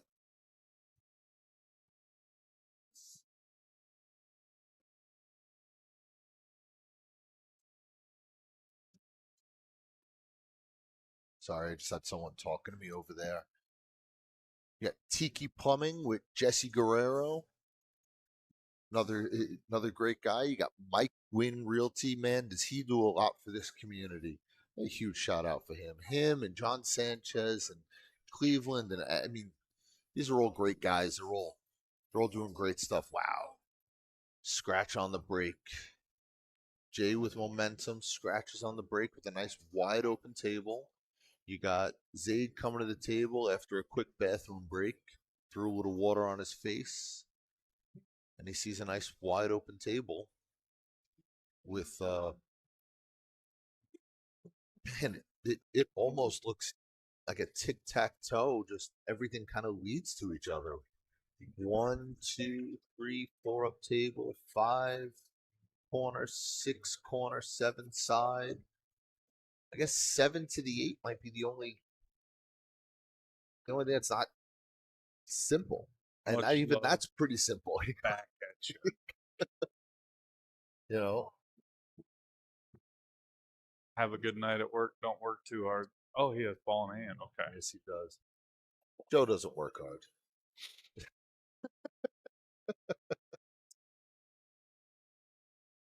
So let's see. Let's see if Zaid makes quick work of this rack. I'm not gonna lie. If this was 2 hours ago, he's out. There isn't even a question in my mind. Um, but I have to think that this rack is a get right rack. Just the way everything lays out. I think this could easily be a in stroke run to the sprint to the finish line rack.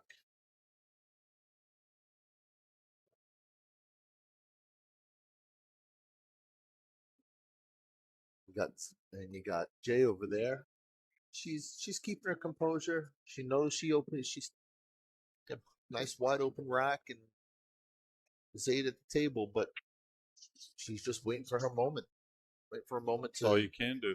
jump up and steal it from him.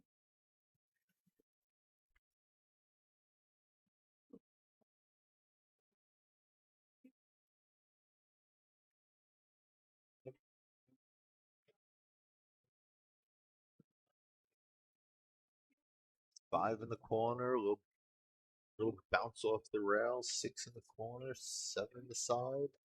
I think 7%.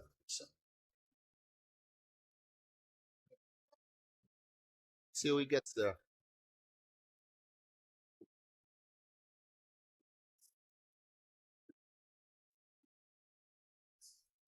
He still looks a little quick. I mean, he's making his shots right now, and he's no pressure shots. This is how he gets when he's feeling it, and then he tightens up later in the game. Okay. And you'll see it takes a little bit longer. That's why I'm talking this. I mean, we're what, 18 games in 3 hours? Yeah. So that's how I kind of attribute it. And because he's got most of the data with most of the games, it was 8-2 at 2 hours. So that's 10 games. So he did most of the shooting. Yeah. So you can sit there and evaluate that time wise if you're looking at it the way I do. Yeah. And then Jay won 4 games in 13 minutes.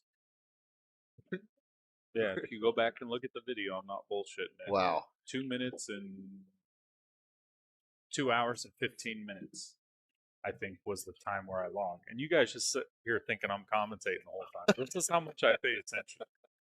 And again, it's just because now that I'm more of a teacher, I look at all these things and I observe and I identify and I recognize these things.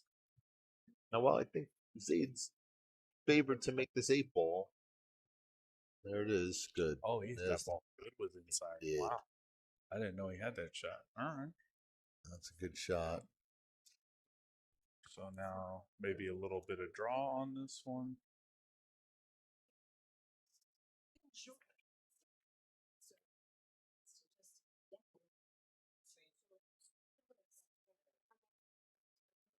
So he stretched out. He didn't want to overcook it, so he barely got above the 10. He's been draining this shot. Yeah. It's been his shot for the set so far. That's been his goal. See his tempo a little bit quicker. Yep. 11-8. Yes. So what was that prediction early? What did someone say? 13-7 Zaid. 13-7. No, that's not going to happen.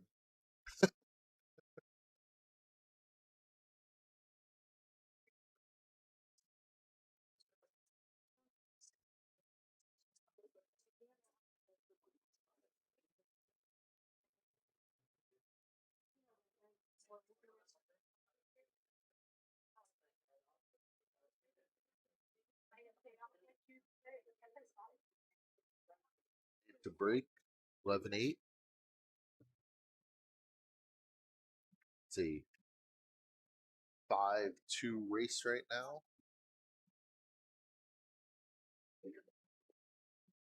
Hit that break pretty good. Did. Ooh, I jinxed him. Just missed the 9 on the side. Ooh, and then he got fortunate. Lever hook. Yep. He almost had to, with that break. He actually had the old school 90s where they pushing the whole cue to the bend of the shaft and all the other stuff. I mean, you can't really see it from the screen, but from where I was sitting, man, he had a big old bend on that shaft. See to push out.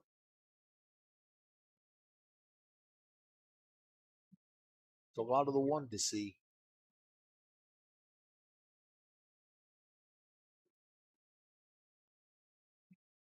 With my USAPL team full of sub 500 players, we talked about the push out and how, like, you don't necessarily want to push to the perfect spot. You want it so they are questioning, do I want to take it or I want to give it back? Yeah, they're like, is this guy properly medicated? Yeah. Do I want this shot? Do I want this shot? Do I want to give it back? You know, and they're all starting to pick up on it, seeing that, okay, so, leave thin cuts so where you already have an idea of where you're going to try and end up and, when they give it back to you.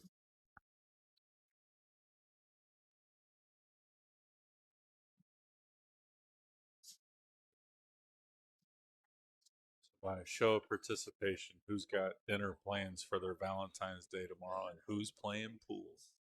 I can tell you right now, this guy is playing some pool. Got a game set up or are you playing just practice? I don't know. I might play Eric Gillen. Nice. Might just do some drills because I need to do some stuff. Yeah. I still have a bunch of the drills that I got from you saved on my phone, and I still run through them. That's good. I still run through them. I will run through them 20 something years later. That was a great kick and hit, and then he's literally got a whole line dance of a wall. It's like a drill almost. Just jump it, cut the 1, carry him the 10, get the cheddar cheese. Wait, little French blue cheese. Let's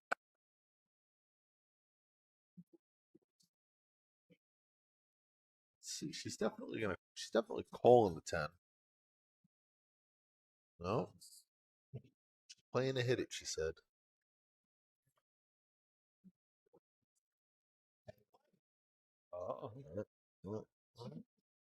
Okay.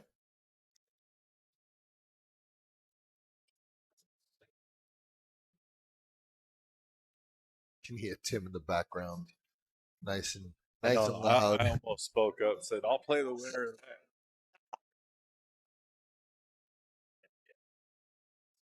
Go get him, Mitch. Go get him.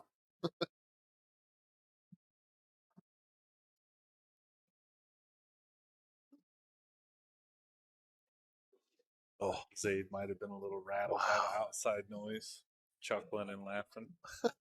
Wow. See, here he goes. He's smiling, scratching his head. That's all right. Yeah. It's allowed. It is. It is. But he's got that, like, intent sitting forward, like, all right, Jay, miss. I'm coming. Exactly. I'm coming.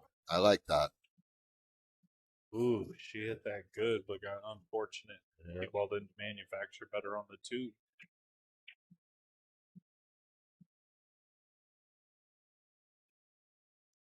Calling a kick in the upright corner.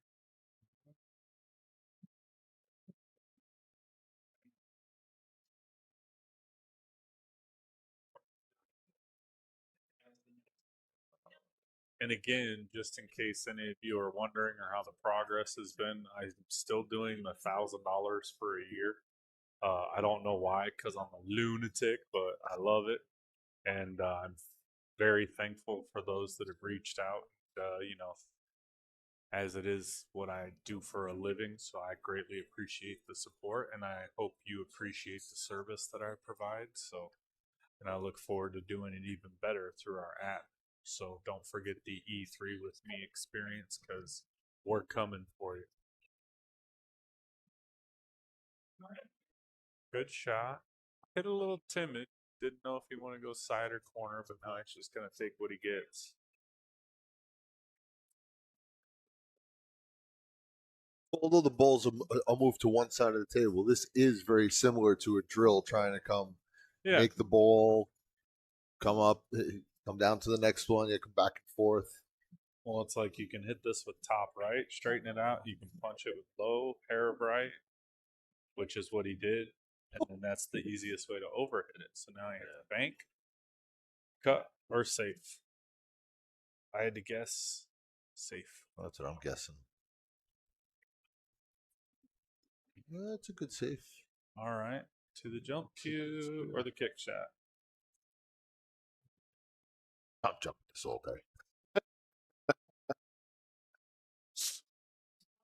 Although I have been kicking more often. I have found myself kicking the ball more often and coming out with good outcomes. No problem, Mr. Easter. All you got to do is reach out to me, man. I always answer. And if it's helping to beat bags, you better pack a lunch too. He's over here drinking his night away, serenaded in the booth. So you might have a full workload ahead of you. That's great. That's great. Yep. Thanks, Scott. Oh, yeah. Thanks, Scott. Funny guy.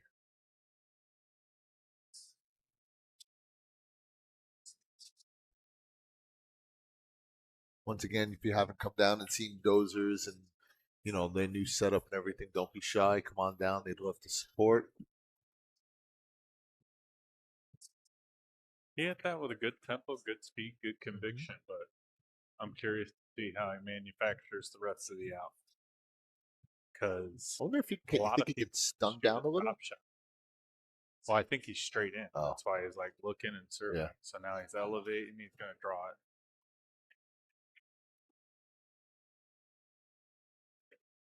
Is that what you were thinking? Yeah, that's what I was thinking. I was just to come down and be able to shoot it right in the side. So, and it's almost like a lot of the times when I'm on straight or almost very straight, I'll try and put a little overcut with a little bit of inside, right? Just a touch of each. And I know it's doing a lot with the cue ball, and it makes for errors, but it allows me to move that ball just a little easier. Got one of those tangent line templates, right? Template. And I literally practice shooting the tangent line and how to make balls follow the exact tangent line that I'm expecting. He decided to go 3 rails and further away from it when he could have just punched it to the long rail and out, or drawn it back 6 inches. So again, that's just interpretation. Yeah. See how he executes this. Looks pretty straight, but he's far. There it is. He says, like nothing. All right, we got someone on the hill. On the hill. Little 12-8. As Tim would say, we got action. No, that's 12-12. Oh, it's 12-12. Okay. I'm just staring at his sticker. I had to say it.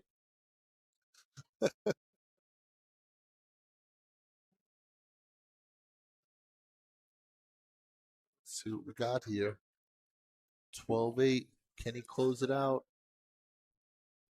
Well, I guess this will be the last time he breaks this set. Yeah. So we'll see how he does.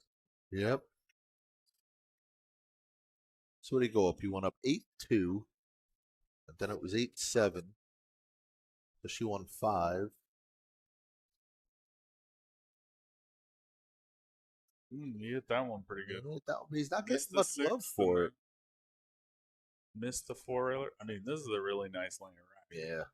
Just got to get on that too. Yeah, but you already got natural angle. All you Yeah. got to do is hit it with top hair right, if anything. Yeah. Just keep it off the 6-ball. Yeah, so it doesn't climb through the one. Yeah.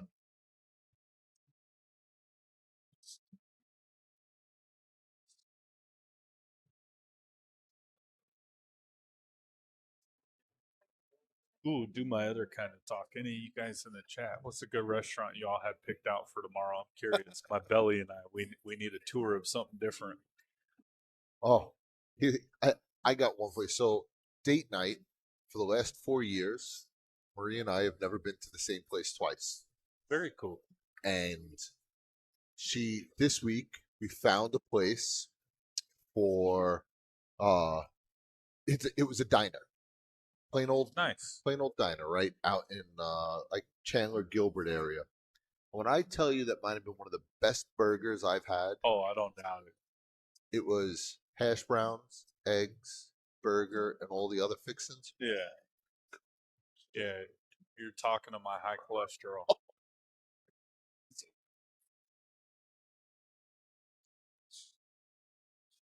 In there. Good shot.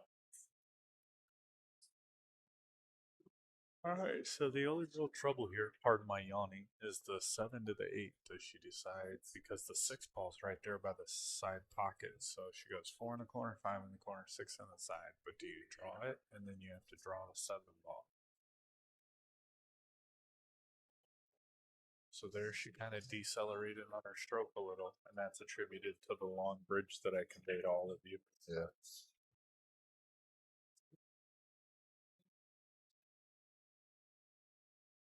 Oh, okay. I've seen it through passing while I've been driving. Ace Diner.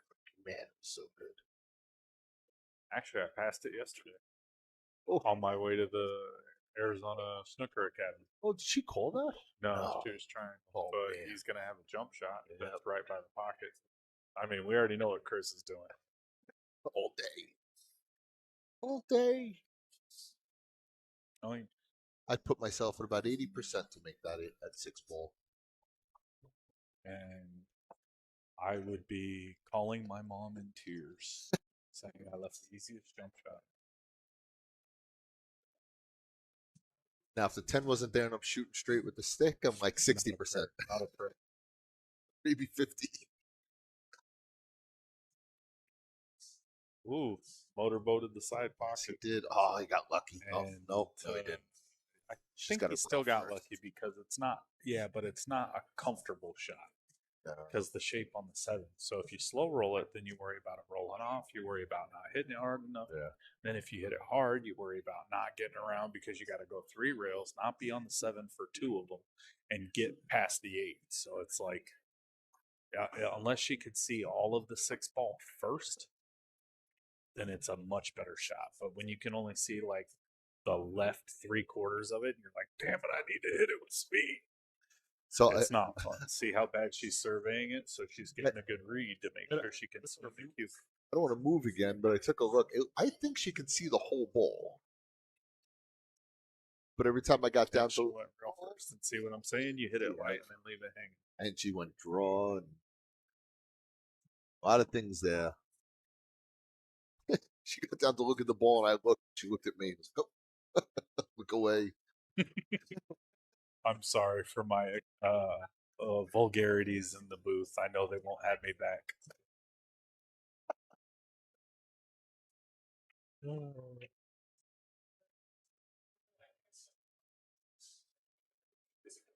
Oh, watch out, See 8. what I mean? Watch Running out, into the 8 8. ball. He can thin the 7. He's going to play the cue ball around, force her to shoot a bank or a jump. Mm-hmm.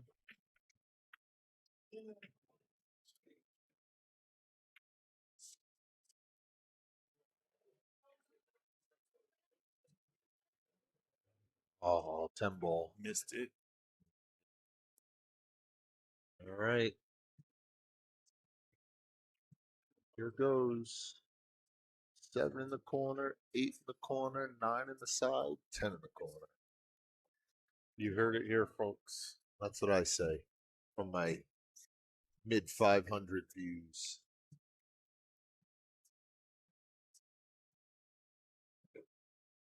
She jumped up and underhit it. Dude. decelerating. So part of that is when you jump up, right? It's like doing a fadeaway while you're throwing a punch. That's boxing and basketball reference.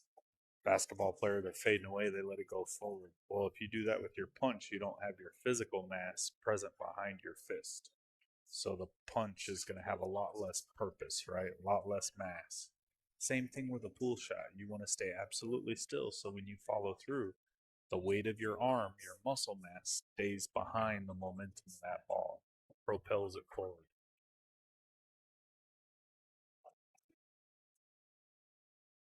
Are you trying to keep the ball below the side pocket, or are you trying to spin above the side? Me, I hit this ball with top right, and I spin above the nine and play safe.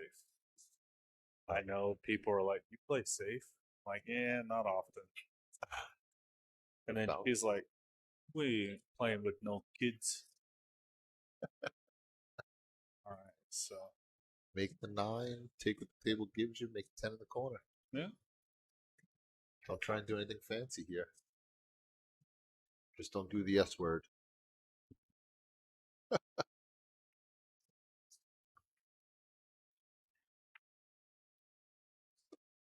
well, stood up. Oh, that could be it. All right, so That could be it. Zaid back at the table. 2 balls between him and $600. And a victory.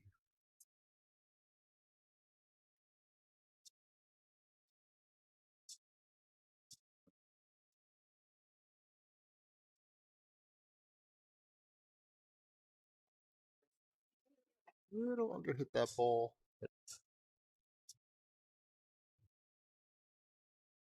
Funny, on the screen it looks so much better than it does on the table.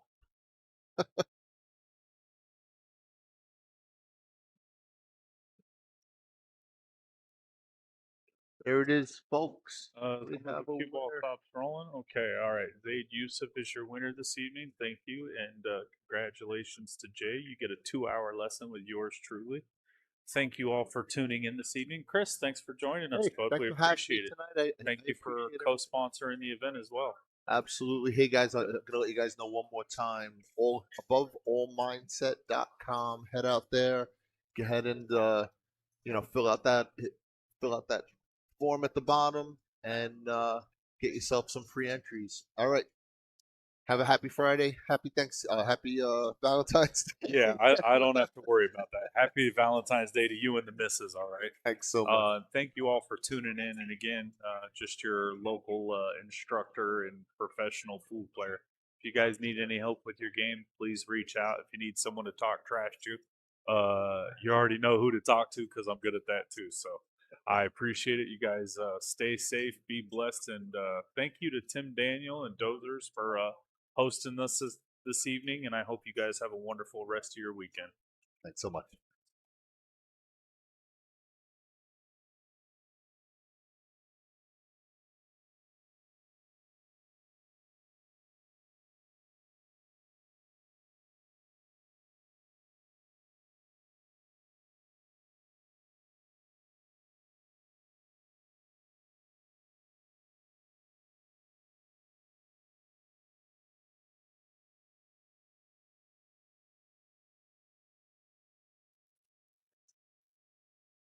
Thanks again, everyone, for tuning in and watching. Thanks to Mitch and Baginski for coming in and commenting.